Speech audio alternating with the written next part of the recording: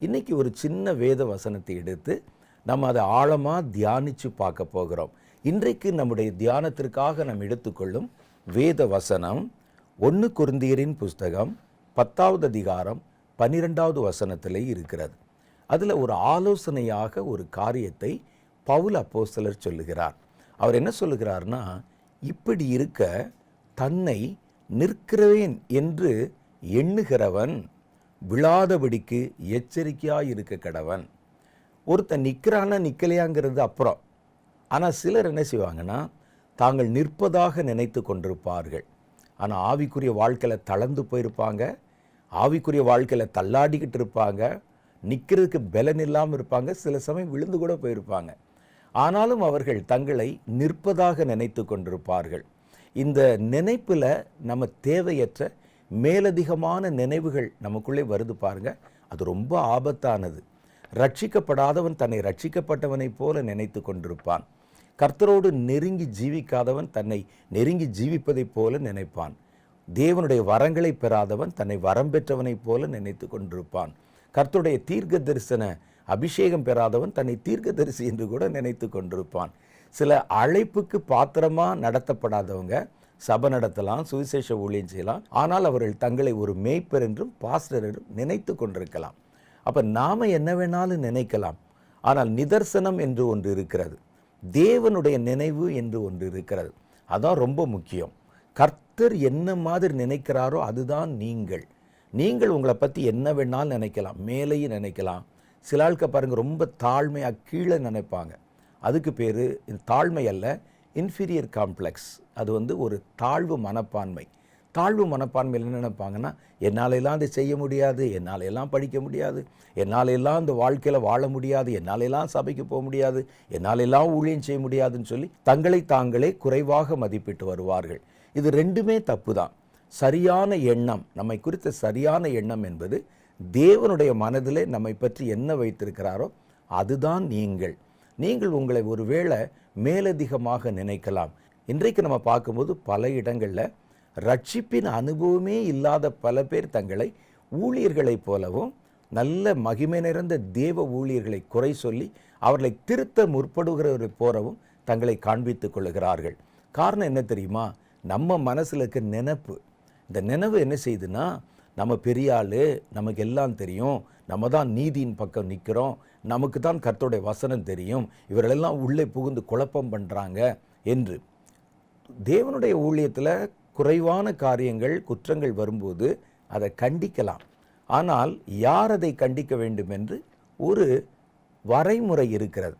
நல்ல ஊழியம் செஞ்சு, நல்ல அபிஷேகம் பெற்று, பல பேரை நீதிக்குள்ள நடத்தி, பல சபைகளை நடத்தி, மந்தைகளை மேய்த்து, வேத வசனத்தில் நல்லா கற்றுக்கொண்ட கண்காணியானவன், நல்ல ஆவிக்குரிய முதிர்ச்சியான அனுபவம் உள்ளவர்கள், ஒரு பவுலை போல, ஒரு யோவானை போல, ஒரு யாக்கோபு பேதுருவை போல நல்ல முதிர்ந்த ஆவிக்குரிய அனுபவம் உள்ளவர்கள் நம்முடைய குறைகளை சுட்டி காண்பித்து பேசலாம்.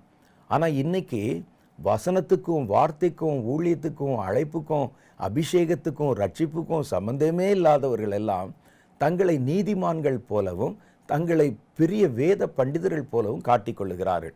அதை பார்க்கும்போது சிரிப்பு தான் வரும். காரணம் என்னன்னு கேட்டால், அவர்கள் தங்களை அப்படி நினைத்து கொண்டிருக்கிறார்கள். அப்போ நம்முடைய நினைவு இருக்கு பாருங்க, அது மாறுபட்ட நினைவுகளாக, ஒரு மேலதிகமான எண்ணங்களாக அது வந்துடும். நீங்கள் எப்பொழுது நினைவுகள் நமக்கு முக்கியம், ஆரோக்கியமான நினைவுகள், எண்ணங்கள் நமக்கு அவசியம். ஆனாலும் நம்முடைய நினைவுகள் நிதர்சனத்தை ஒட்டியே இருக்கணும். நிதர்சனம்னா என்னன்னு தெரியுமா? உண்மையான நிலை, அது பேர் தான் நிதர்சனம். அப்போ உண்மையான நிலைக்கு ஒத்ததாகவே இருக்கணும் நம்மளுடைய நினைவுகள். ஒரு இமேஜினேஷன்லேயே நம்ம இருந்து கொண்டு பெரிய பரிசுத்தவான்கள் மாதிரியும் வானத்துக்கு போன மாதிரியும் கற்பனையான பிம்பங்களை ஏற்படுத்தினால் நாலா வட்டத்தில் இந்த நினைவுகள் என்ன செய்யும்னா, நினைவுகள் சில தோற்றங்களை உண்டு பண்ணும். நினைவுகளை குறித்து நம்ம ரொம்ப கவனமாக இருக்கணும், எச்சரிக்கையாக இருக்கணும். தேவையற்ற நினைவுகள், தேவையற்ற காரியங்களை நீங்களாகவே உருவாக்கி கொள்ள முயன்றால் கொஞ்ச நாட்களில் அந்த நினைவுகள் சில தோற்றங்களை நமக்குள்ளே உண்டாகும். வேத வசனம் சொல்லுகிறது, அவர்களுடைய நினைவுகளின் தோற்றம் நித்தமும் பொல்லாததே என்று கர்த்தர் சொல்லுகிறார். அப்போ நினைவுகளுக்கு ஒரு இமேஜ் இருக்குது. இது என்ன செய்யும்னு சொன்னால், நம்ம அப்படி நினைக்க நம்முடைய உள் மனதின் ஆழத்தில் அது தங்கி கொண்டு இதுதான் நீ என்பதை போல ஒரு கற்பனை பிம்பத்தை நமக்குள்ளே உருவாக்க ஆரம்பிச்சிடும். அதுக்கு பிறகு ஜெபம் பண்ணும்போது தேவ தரிசனங்களை காண்பதைப் போலவும், கர்த்தர் நம்மிடத்தில் பேசுவதைப் போலவும், பரலோகத்தை நம்ம பார்த்த மாதிரியும், இயேசு நடப்பது மாதிரியும் பல பிம்பங்கள் நமக்கு தோன்ற ஆரம்பித்திரும். இதெல்லாம் ஒரு சைக்கலாஜிக்கலாக தோன்றுகிற எஃபெக்ட்ஸு. அதுக்கும் உண்மையான தீர்க்க தரிசனத்துக்கும் என்ன வித்தியாசம்னு பார்த்தீங்கன்னா, மன கற்பனையிலே தோன்றின பிம்பங்களும் மன கற்பனையிலே தோன்றி நீங்கள் சொன்ன காரியங்களும் வெளி உலகத்தில் நடக்காது. ஆனால் தீர்க்க தரிசனம் என்றால் கர்த்தர் உங்களுக்கு வெளிப்படுத்தி காண்பித்த காரியங்கள் சொன்ன மாதிரியே நடக்கணும்.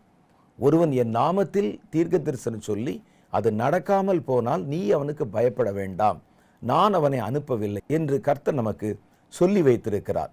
அப்போ நினைவுகள் என்ற இந்த விஷயத்தில் ரொம்ப கவனமாக தேவனுடைய பிள்ளைகள் நடந்து கொள்ள வேண்டியது அவசியம். நம்முடைய வாழ்க்கையின் ஓட்டத்தில் ஒருவேளை நீங்கள் ஊழியம் செய்யலாம், ஒரு சபைக்கு நீங்கள் போகலாம், ஒரு விசுவாசியாக உங்களுடைய வாழ்க்கையை நீங்கள் துவக்கி இருக்கலாம். ஆனால் நீங்கள் ஒவ்வொரு முறையும் உங்களுடைய ஆவிக்குரிய வாழ்க்கை, கர்த்தருக்கும் உங்களுக்கும் நடுவில் இருக்கிற உறவு, நீங்கள் தேவனுடைய ஊழியத்தில் செயல்படுகிற விதங்கள் போன்றவைகளை நிதானித்து பார்க்கணும். சிலர் பார்த்தீங்கன்னா உட்கார்றதுக்கு நேரமே இருக்காது, ஜெபம் பண்ணுவாங்க. ஆனால் அந்த ஜெபம் முழுவதும் தேசத்துக்காக பண்ணுறேன், ஊழியத்துக்காக பண்ணுறேன், அவனுக்கு பண்ணுறேன், எல்லாம் பண்ணுவாங்க, நல்லது. ஆனால் உங்களை ஆராய்ந்து நீங்கள் அப்பப்போ அறிந்து கொள்ள வேண்டியது அவசியம். உங்களுக்காக நீங்கள் ஜெபம் பண்ண வேண்டியது அவசியம். வேதம் சொல்லுகிறது, முதலாவது நீ உன்னை ஸ்திரப்படுத்தி கொண்ட பிறகு உன் சகோதரனை போய் ஸ்திரப்படுத்து.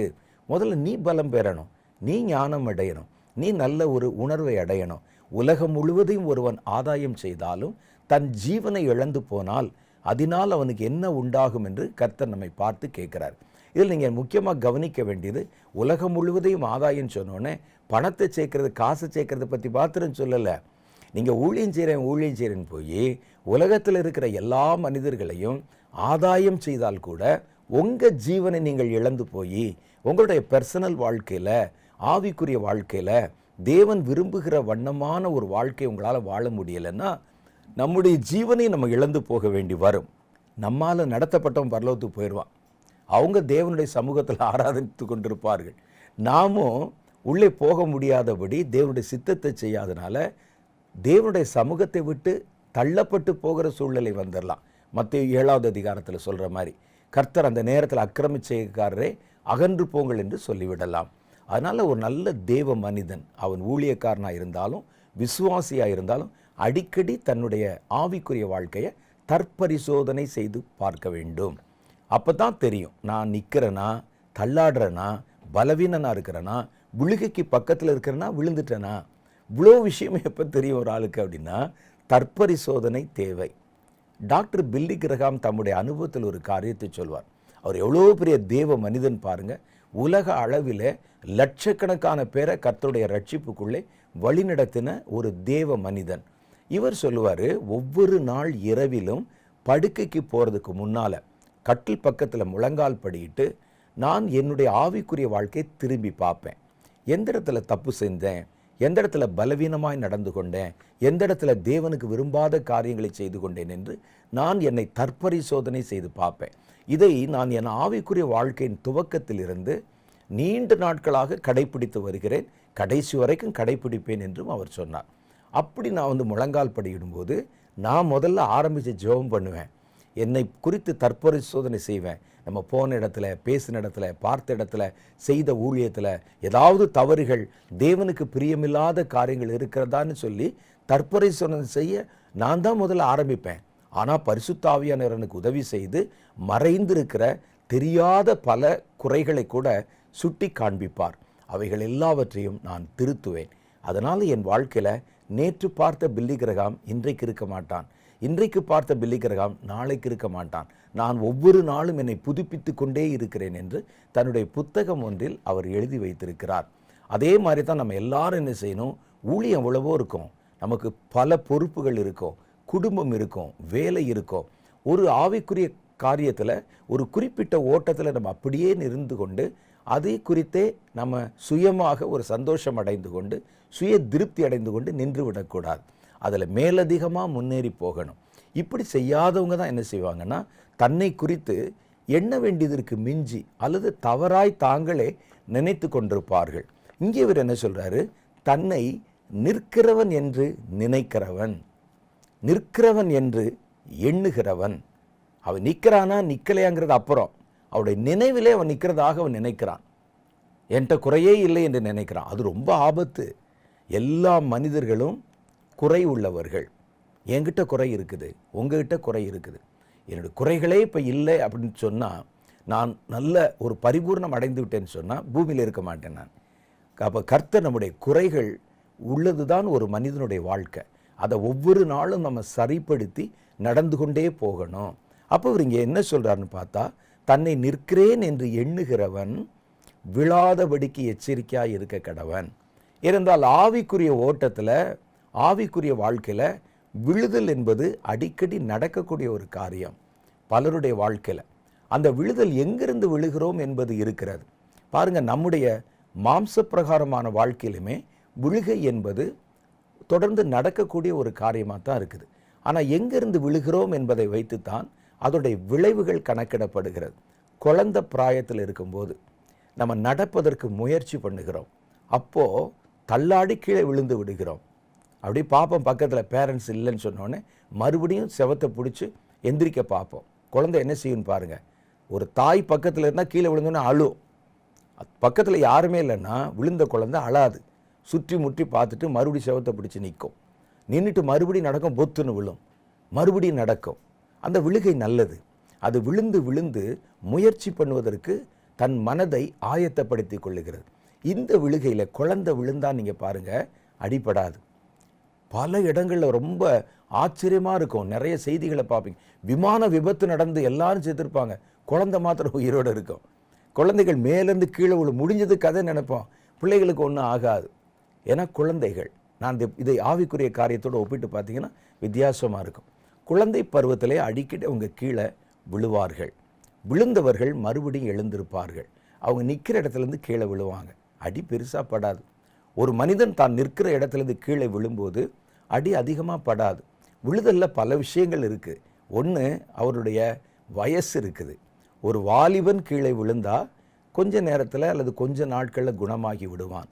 ஒரு வயோதிபர் பாத்ரூமில் வலிக்கு விழுந்தால் கூட மரணம் அடைந்து விடுவதற்கு வாய்ப்பு இருக்குது. எந்த வயசில் கீழே விழுகிறோம் என்பது இருக்குது, எங்கிருந்து விழுகிறோம் என்பதும் இருக்கிறது. இதை ரெண்டையும் நீங்கள் உங்களுடைய கவனத்திலே கொள்ளணும். ஆவிக்குரிய வாழ்க்கையினுடைய துவக்க நிலைமையில் ஒரு குழந்தையை போல் இப்போ தான் புதுசாக வந்திருக்காங்கன்னா சின்ன சின்ன தவறுகள் வரும். சின்ன சின்ன ஆவிக்குரிய காரியத்தை நடைமுறைப்படுத்தும் போது சில நடைமுறை சிக்கல்கள் வரும். ஐயோ இது பாவம், இது தப்புன்னு சொல்லிட்டு விழுந்துட்டேன் அப்படின்னு நீங்கள் விழுந்துடக்கூடாது, உட்கார்ந்துடக்கூடாது. அப்படி உட்கார்ந்த அந்த குழந்தை சவலை குழந்தைகளாய் மாறிடும். சவலை குழந்தைன்னா தெரியுமில்ல, நடக்க முடியாத பிள்ளைகள், உட்கார வச்ச இடத்துல இருக்கும், அவ்வளோதான், வேற ஒன்றும் செய்ய தெரியாது, அது மாதிரி மாறிடுவீங்க. அப்போ வாழ்க்கையில் நம்ம இந்த இடத்தில் சொல்லப்படுகிற இந்த வார்த்தை ஆவிக்குரிய வாழ்க்கையில் நடக்கிற ஒரு அனுபவம் தான் விழுதல் என்பது. மாம்ச வாழ்க்கையில் நடக்கக்கூடிய ஒரு அனுபவம் தான். ஆனால் எந்த வயசில் விழுகிறோம் என்பது இருக்கிறது, எங்கிருந்து விழுகிறோம் என்பதும் இருக்கிறது. அப்போ ஒரு குழந்தையை போல ஆவிக்குரிய வாழ்க்கையின் துவக்க நிலைமையில நம்ம நடக்கும்போது இயற்கையாகவே ஒரு ஜெபம் பண்ணுறதுல குறை வந்துடலாம், ஒரு ஊழியம் செய்கிறதுல குறை வந்துடலாம், மற்ற மனிதர்களோட ஒரு பழக்கத்தில் இருக்கிறதுல ஒரு குறை வந்துடலாம், கோபப்பட்டுடலாம், எரிச்சல் பட்டுடலாம். அதை யாராவது சுட்டி காண்பிச்சு பேசுவாங்க, கர்த்தருக்கு விரோதமான காரியத்தை நீ செய்து விட்டாய், பாவம் செய்து விட்டாய், இந்த மாதிரி எரிச்சல் கொண்டு விட்டாய், சகோதரனை முட்டாள்னு சொல்லிட்டு சில ஆளுக்கு ரொம்ப வைராக்கியமாக பேசுவாங்க. குழந்தை பிராயத்தில் இருக்கிற நீங்கள் இதை கேட்டு பயந்து போய் நான் தப்பு பண்ணிட்டேன், இனிமேல் கர்த்தனை மன்னிக்கவே மாட்டார்னு சொல்லி உட்கார்ந்துடக்கூடாது. உங்களுக்கு மன்னிப்பு இருக்கிறது. நீங்கள் மறுபடியும் எழுந்து நின்று ஓடி அந்த குறையை சரி செய்து கொண்டு நடக்க நீங்கள் பயிற்சி எடுக்கணும். வாலிபர்கள் விழுவாங்க பாருங்கள். ஒரு சைக்கிள் ஓட்ட பழகும்போது விழுகாத ஆள் யாராவது இருக்காங்களா? சைக்கிள் ஓட்ட பழகும்போது சில காரியங்களை பழகும்போது விழுவது இயற்கையாக இருக்கும். அதில் காயம் கூட உண்டாகும், இரத்தம் கூட வரும், சில சமயங்களில் எலும்புகள் கூட முறிந்து போகும். ஆனாலும் அது சீக்கிரமே சரிப்பட்டு போய்விடும். ஆனால் அந்த வயதான காலத்தில் நல்ல முதிர்ச்சி அடைந்த நேரத்தில் விழுறாங்க பாருங்க, அந்த விழுகை சடுதி மரணத்தை கூட உண்டாக்கி விடுகிறது, குணமாவதற்கு நீண்ட காலம் ஆகிறது. அதனால நாம் எந்த சூழ்நிலையில் இருக்கிறோம், எங்கே இருக்கிறோம் என்பதையும் பார்க்கணும். தரையிலிருந்து விழுவது வேறு, கொஞ்சம் உயரத்திலிருந்து விழுவது என்பது வேறு, மாடியிலிருந்து விழுவது என்பது வேறு, மலையிலிருந்து விழுவது என்பது வேறு. மலையிலிருந்து மாதிரியாக விழுகிற ஆளை நீங்கள் மறுபடியும் அவர்களை உயிரோடு எழுப்பது முடியாத காரியம். எபிரேயருக்கு எழுதின நிருபத்தில் சொல்லும்போது சொல்லுவாங்க, ஒரு தரம் பிரகாசிக்கப்பட்டும் பரிசுத்த ஆவியை பெற்றும் பரம ஈவுகளை ருசி பார்த்தும் இனி வரப்போகிற உலகத்தினுடைய பலன்களை ருசி பார்த்தும் கிறிஸ்துவை மறுதலித்து போனவர்களை மறுபடியும் மனம் திரும்புதலுக்கு ஏதுவாக புதுப்பிப்பது கூடாத காரியம். அதில் என்ன சொல்கிறாங்க பாருங்க, நல்ல ஆவிக்குரிய நிலைமையில் ஆவிக்குரிய வாழ்க்கையில் எல்லா அனுபவங்களையும் ருசித்து பார்த்து விட்டு அப்புறம் பின்வாங்கி போனால்தான் ஒருவனை மறுபடியும் புதுப்பிப்பது முடியாத காரியம். அவனுக்கு பரிசுத்த ஆவியை தெரியும், ஊழியம் செய்ய தெரியும், வசனம் தெரியும், கர்த்தருக்கு அடுத்த காரியங்கள் தெரியும், இனி வரக்கூடிய உலகத்தினுடைய பலன்கள் தெரியும். இப்போ அப்படி செய்ய செய்ய செய்ய ஆவிக்குரிய வாழ்க்கையில் நல்ல உச்சத்தில் போயிடுவார். உச்சத்தில் மலை உச்சியில் போய் விழுந்தா எவனாக இருந்தாலும் தப்பிக்க முடியாது. அதனால தான் நம்ம சொல்கிறோம், யார் விழுகிறார்கள் என்பது இருக்கிறது, எங்கிருந்து விழுகிறார்கள் என்பது இருக்கிறது. நம்ம துவக்க காலத்தில் இப்படிப்பட்ட விழுகைகள் வரும்பொழுது அதை சரிப்படுத்தி கொள்ளணும், அதை கர்த்தரிடத்தில் அறிக்கை செய்து விட்டு விடுவதற்கு முயற்சி பண்ணணும். அப்படித்தான் நம்ம கொஞ்சம் கொஞ்சமாக ட்ரெயின் ஆகுகிறோம். முதல்ல உள்ளே வந்த உடனே குழந்தை வந்த உடனே பேசிடாது, குழந்தை வந்த உடனே எந்திரிச்சு நடந்துடாது.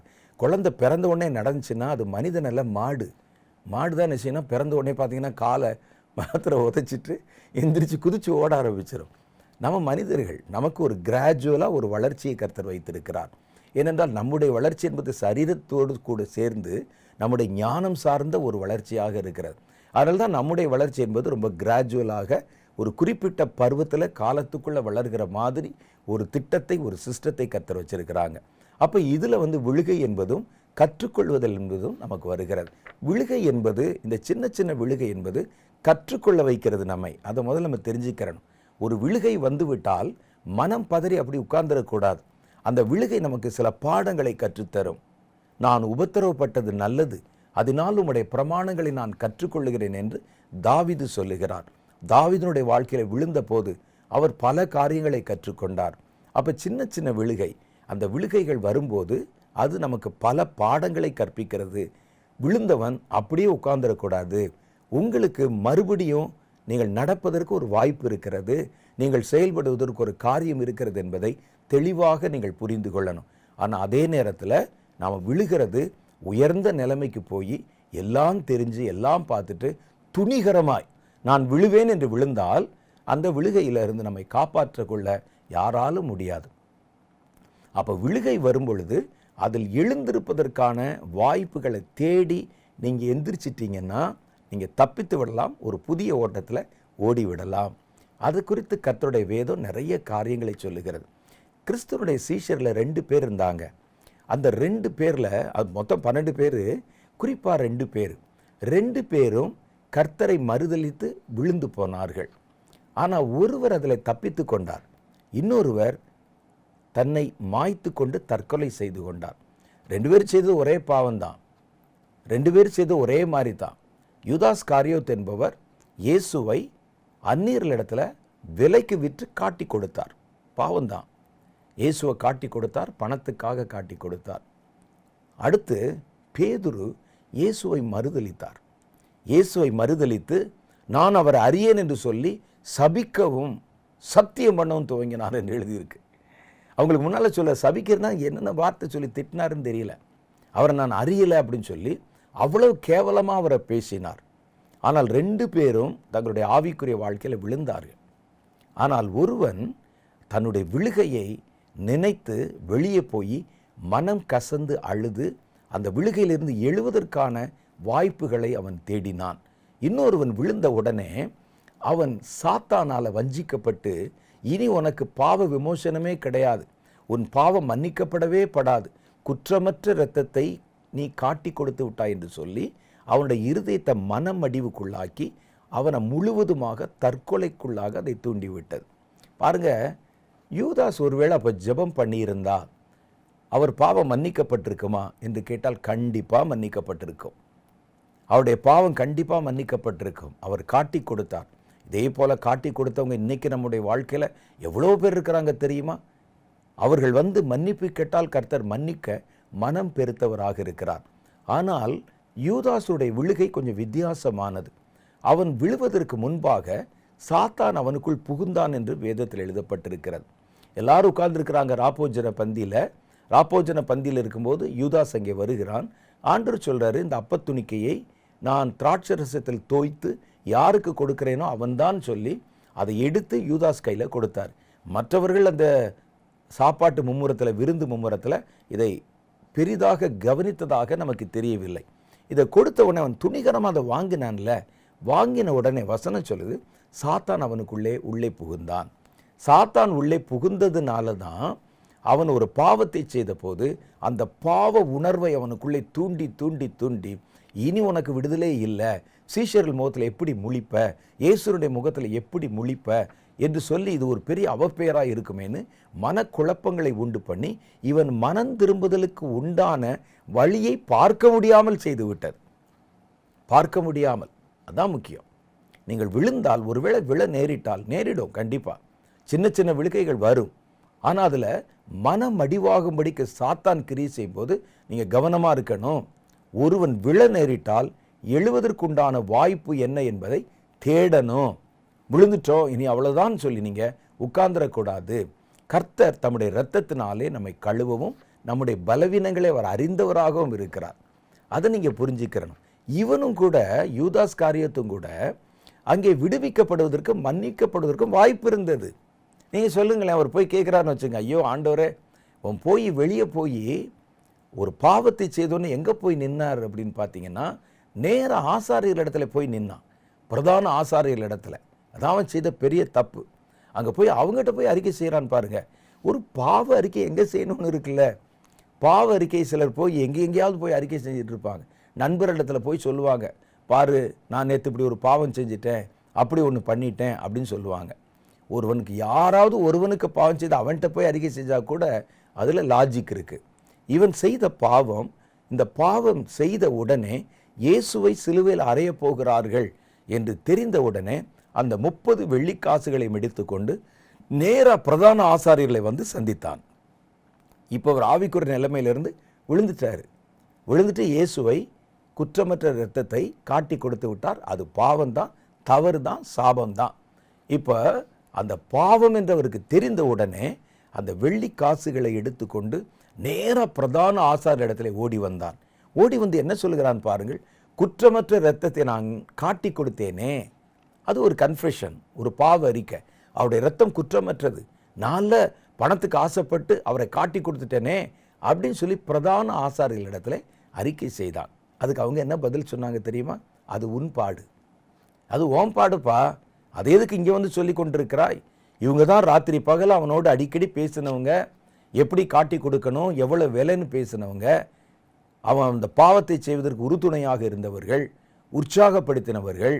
விழுந்து போய் ஒரு குற்ற உணர்ச்சியோடு வரும்போது அவன் என்ன சொல்லியிருக்கலாம்? ஆசாரியர்கள் ஒருவேளை அப்படி பாவமாக இருந்தால் அவங்களுடைய நம்பிக்கைப்படி அவங்க என்னவா சொல்லியிருக்கலாம், வா உனக்கு ஒரு சர்வாங்க தகன பலி செலுத்தி தேவாலயத்தில் உன் பேரில் ஒரு அர்ச்சனை செஞ்சிடலான்னு சொல்லியிருக்கலாம்ல.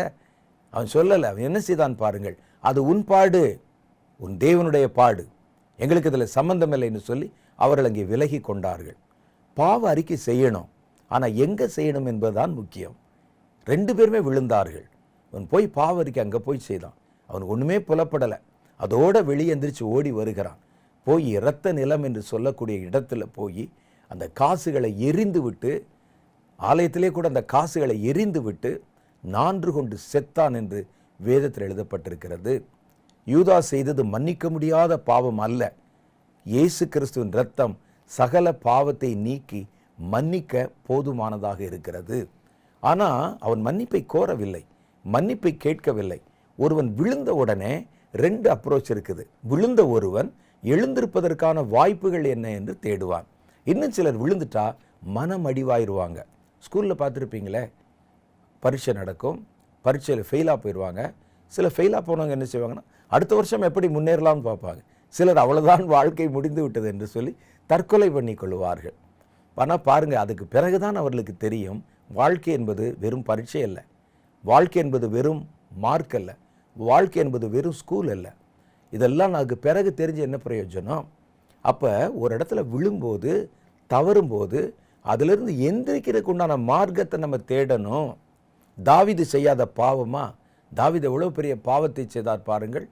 அவர் ராஜாக்கள் யுத்தத்துக்கு போகிற காலத்தில் யுத்தத்துக்கு போகாமல் இருந்துட்டு மேலறையிலே மேலே உப்பரியிலே உலாவி கொண்டிருந்து குளிக்கிற ஒரு ஸ்திரியை பார்த்து பத்சேபாள் மேலே ஆசை வைத்து அவருடைய கணவனை கொலை தான் செஞ்சார். எந்த இடத்துல அவன் போய் நின்னான்னா அம்புகள் அந்த இடத்துல எய்யும் படுமோ அந்த இடத்துல கொண்டு போய், இவர் ஒரு பெரிய வீரன் கிடையாது, அவருடைய கணவன், அவனை கொண்டு அந்த இடத்துல கொண்டு நிறுத்தி வேணே அவர் மேல் அம்பு படும் என்ற இடத்துல நிறுத்தி அவனை கொலை செய்ய வைத்து அவருடைய மனைவி அபகரித்து கொண்டார். தவறு தானே? ஆனால் அந்த பாவத்தை உணர்த்தி காட்டின போது நாத்தான் வந்து சொல்லுகிறார், ஒருவனுக்கு 100 ஆடுகள் இருந்தது, ஏழை ஒருவன் ஒரு ஆடை வச்சிருந்தான். இவன் என்ன செய்தான்? தன்னுடைய 100 ஆடுகள் மேலே கவனம் வைக்காம அவருடைய ஜீவனத்துக்கு என்று வைத்திருந்த ஒரு ஆட்டுக்குட்டியை அபகரித்து கொண்டு வந்து அதை தனக்குரியதாக்கி கொண்டான் என்று சொல்லுகிறார். உடனே ஒரு கோபம் வந்துருச்சு, என்னுடைய ஆட்சியில் இப்படிப்பட்ட ஒரு அயோக்கியன் இருக்கிறானா? யார் அவன்? யார் அந்த மேய்ப்பன் என்று கேட்கிறார். நாத்தான் சொல்லுகிறார், நீயே அந்த மனுஷன் என்று சொல்லுகிறார். நீ தான் யா, உனக்கு கர்த்தர் எவ்வளவு கொடுத்திருக்கிறாரு, எவ்வளவு உனக்கு ராணிகள் இருக்கிறாங்க, எவ்வளவு உனக்கு எல்லா காரியங்கள் இருக்கிறது. ஆனால் இது நடுவில் ஒரு ஏழை வீட்டில் நீ வஞ்சித்து எடுத்துக்கொண்டான் சொன்ன உடனே ராஜாவுக்கு கோவம் இருக்கணும். மற்றவங்களா இருந்தால் அதான் செஞ்சுருப்பாங்க. என்ன செஞ்சுருப்பாங்க பாருங்கள், நீயும் தீர்க்கதரிசி, நானும் தீர்க்கதரிசி, நான் எவ்வளவு சங்கீதம் எழுதியிருக்கிறேன், கர்த்தரோட பேசியிருக்கிறேன், கர்த்தரால் அபிஷேகம் பண்ணப்பட்டிருக்கிறேன், நீ வந்து என்னுடைய குற்றத்தை காட்டுவதா என்று சொல்லாமல் உடனே முகங்குப்புற விழுந்து தேவனிடத்தில் இரக்கம் பெறுவதற்கு மன்றாடுகிறார். சங்கீத புஸ்தகம் 51வது அதிகாரம் முழுசும் அந்த நேரத்தில் பாடின பாட்டு தான் அது. தேவனே என் மேல் கிருபையாயிரும், உம்முடைய இரக்கத்தினால் என்னை சுத்திகரியும் என்று சொல்லி தன்னுடைய பாவத்தை அறிக்கை செய்தார். பாவத்தில் விழுந்தார். பாவம் உணர்த்தப்பட்ட போது அந்த பாவத்திலேருந்து வெளியே வருவதற்கான மார்க்கத்தை சிலர் தேடுவாங்க. சிலர் என்ன செய்வாங்கன்னா, அந்த பாவத்தில் விழுந்ததுனால இனிமேல் அந்த பாவத்திலே நிலைத்து விடலாம் என்று சொல்லி போயிடுவாங்க. இன்னும் சிலர் பாவத்தில் விழுந்து விட்டோமே என்ற குற்ற உணர்ச்சினாலே தங்களை தாங்களே மாய்த்து கொண்டு போவாங்க. இந்த 3 விதமான ஜனங்கள் சுற்றி இருக்கிறாங்க. ஆனால் வேதத்தில் சொல்வது, விழுதல் என்பது சமயங்களில் இயற்கையாக நடக்கக்கூடியது என்பதை முதல்ல நீங்கள் விளங்கி கொள்ளணும். சிலர் கடுமையாக பேசுவாங்க. நாங்கள் எல்லாம் எங்களுடைய கூட்டங்களில் இது தப்பு, இது பாவம் சொல்லி கடுமையாக பேசும். சின்ன சின்ன குறைகளை கூட, சகோதரனுக்கு விரோதமாக புறங்கூறுதல் பாவம், சகோதரனை மூடனே என்று சொல்லுவது பாவம், அப்படிலாம் சொல்லுவோம்.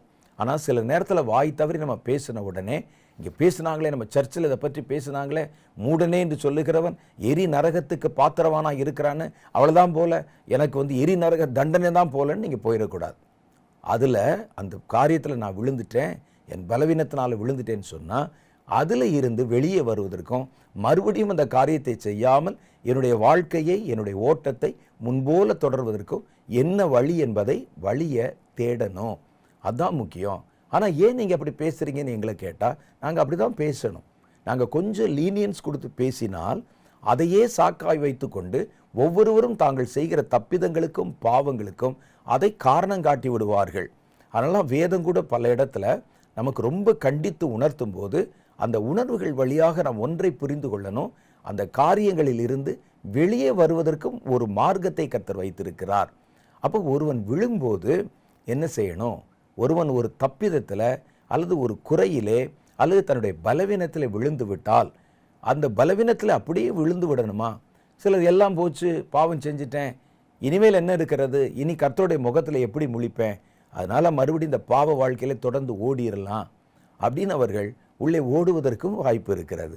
இன்னும் சிலர் மனமடிவாகி, நான் ஏற்கனவே சொன்ன மாதிரி மனமடிவாகி, ஐயோ கர்த்தருக்கு விரோதமாக பாவம் செஞ்சிட்டேனே, இனிமே எனக்கு வேற எந்த பிராப்தியும் கிடையாது அப்படின்னு சொல்லி தங்களை தாங்களே மாய்த்து கொள்ளுகிறவர்கள் இருக்கிறாங்க.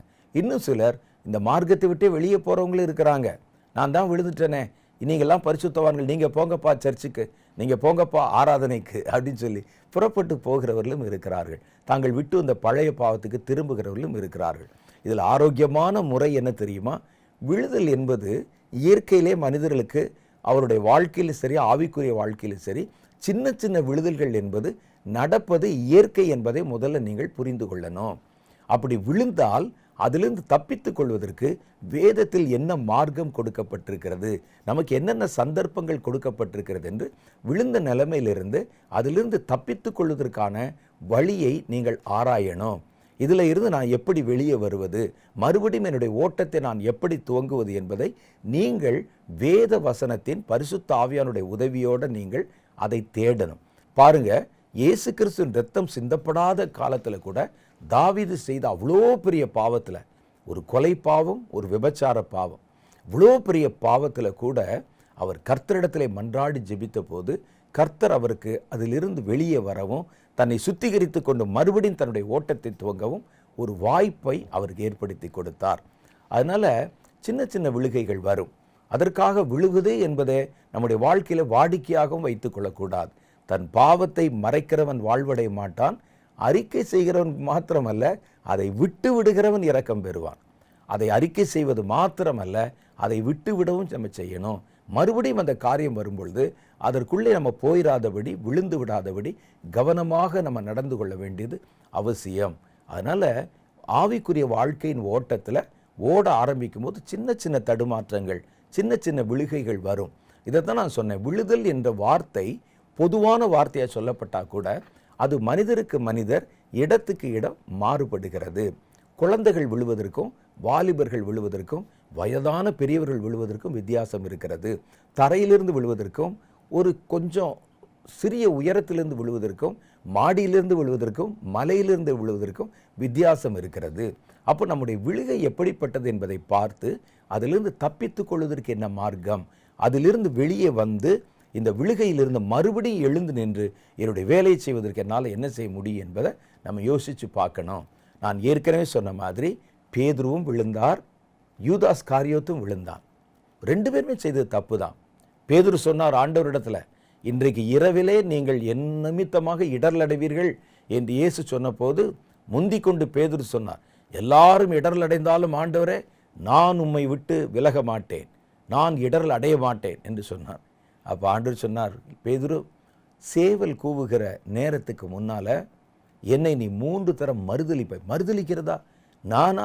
நீர் உன்னதமான தேவனுடைய குமாரன் என்று உமக்கு சர்டிஃபிகேட் கொடுத்ததே நான் தானே, நான் எப்படி உண்மை மறுதலிப்பேன் என்று நினைத்திருக்கலாம். அந்த நேரத்தில் கர்த்தர் சொல்லும்போது கூட சொல்லியிருக்கலாம், ஆண்டவரே, அந்த பலவீன நேரத்தில் நான் விழுந்து விடாதபடி எனக்கு ஒரு பலத்தை கொடுன்னு கேட்டிருக்கலாம். செஞ்சுருக்கலாம்ல. ஆண்டவர் தான் முன்னால் சொல்கிறார். அவர் சொன்னால் நடந்துரும் இல்லை. அப்போ சொன்ன உடனே என்ன செஞ்சுருக்கணும்? அப்படியே ஆண்டவரே, என் பலவீனம் ஒருவேளை நான் விழ வேண்டிய அந்த சூழ்நிலை, சேவல் கூவுகிற அந்த வேளை வரும்போது நான் விழுந்து விடாதபடி என்னை நீர் தற்காத்து கொள்ளணும், நான் அந்த பாவத்தை செய்யாதபடி எனக்கு அந்த பாவத்திலிருந்து ஒரு விலக்கை கொடுக்குன்னு கேட்டிருக்கலாம். கேட்கல. அவர் அப்பவும் நினைச்சார், எப்படி நடக்கும் பார்க்கலாம்.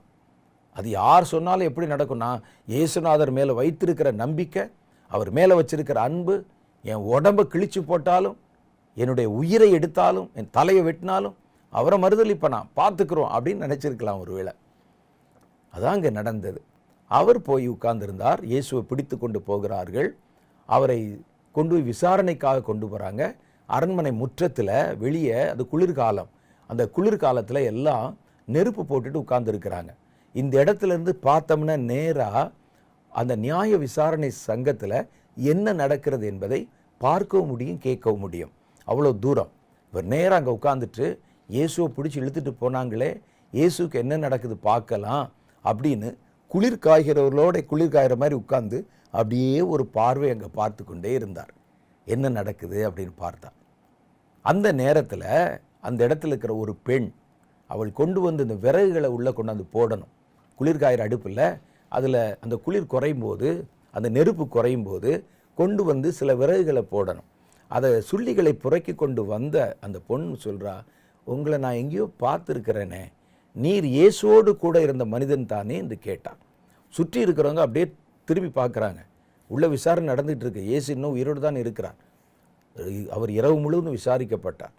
உடனே எல்லாரும் பார்க்குறாங்க, அவரோடு இருந்தவரா அப்படின்னு. உடனே சொல்லி, இல்லை இல்லை இல்லை, அது வேற யாரோ, நீ பார்க்குறது வேற யாரம்மா, நான் இல்லைம்மா, நான் வயசானவர், இந்த பக்கம் வந்தேன், குளிர் தாங்க முடியாமல் உட்கார்ந்துருக்கிறேன், நீ என்ன போட்டு கொடுக்குற அப்படின்னு சொல்லி நல்ல பெட்ஷீட் எடுத்து போட்டு உட்காந்து. அந்த அம்மாவுக்கும் ஒரு சந்தேகம், ஏன்னா இரவு நேரத்தில் பார்க்குறோம், தீ வெளிச்சத்தில் பார்க்குறோம், இருக்குமோ அப்படின்னு. மறுபடியும் போனவள் மறுபடியும் திரும்பி பார்த்துட்டு, இல்லை இல்லை, இது நீர்தான் என்று சொன்னான். மறுபடியும் அவர், இல்லை இல்லை, அவரை நான் அறியவே மாட்டேன். இயேசுவா? யாரு? அவர் எனக்கு தெரியாதே அப்படிலாம் பேச ஆரம்பித்தார். மறுபடியும் திரும்பி போனவள் சுள்ளிகளை எடுத்துக்கொண்டு வந்து நெருப்பில் போடும்போது, கன்ஃபார்மாக எனக்கு தெரியும், நீதான் என்று சொன்னார். இப்போ தன்னை அவர் உறுதிப்படுத்தி நான் அவர் இல்லை என்று சொல்லணும் அப்படிங்கிறதுக்காக மேலதிகமாக என்ன செய்கிறார்னா, இயேசுவை சரமாரியா திட்ட ஆரம்பிக்கிறார். இயேசுவை சபிக்க ஆரம்பிக்கிறார். அவர் மேலே சாபம் தங்கட்டும். நம்ம குலத்துக்கே பாருங்க ஒரு பெரிய சாபம். இந்த ஆள் அப்படியாக என்னென்ன பேசினாரோ தெரியல. அவ்வளவு சபிக்கவும் சத்தியம் பண்ணவும் துவங்கினான். அந்த நெருப்பு மேலே சத்தியம், நான் அவர் அறியவே மாட்டேன். அந்த அம்மாள் விலகி போயிட்டான். இது சொன்ன உடனே சேவல் 3 தரம் அங்கே கூவியது. பேதுருக்கு டக்குன்னு ஞாபகம் வந்து விட்டது. எவ்வளவு பெரிய பாவத்தை செஞ்சிட்டோம். குற்றமில்லாத இரத்தத்தை காட்டி கொடுத்த அதே பாவத்துக்கு இணையாக குற்றமில்லாத தேவனை, பாவமறியாத தேவனை பழி சுமத்தி சபித்து சத்தியம் பண்ணி அவர் மேலே அவ்வளவு அவமரியாதவான வார்த்தைகளை பேசி எப்படி இருக்கும் பாருங்க. உடனே அவன் அந்த இடத்தை விட்டு எழுந்து அப்புறமாய் போய் அழுது ஜெபம் பண்ணினான். தன்னுடைய காரியத்தை கர்த்தரிடத்தில் அறிக்கையிட்டான். அறிக்கையிட்டு தான் 2 பேருக்குள்ள வித்தியாசம். 2 பேரும் விழுந்தாங்க.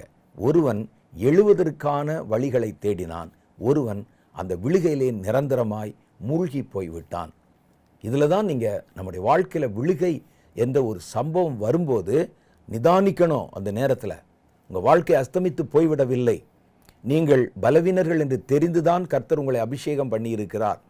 அதனால் நீதிமான் 7 தடவை விழுந்தாலும் எழுந்திருக்க பார்க்கணும், வழியை பார்க்கணும். அவர்கள் அங்கே அமர்ந்து காத்திருந்தான் பேதுரு. அது ரொம்ப முக்கியமானது இல்லையா? அப்போ 2 பேருக்குள்ளும் விழுகை உண்டானது. ஒருவன் மனிதரிடத்தில் சகாயம் தேடினான். இவங்க எப்படியாவது இந்த பாவம் போக்குவதற்கு எனக்கு ஒரு வழி சொல்வார்கள் என்று நினைத்து அங்கே போனான்.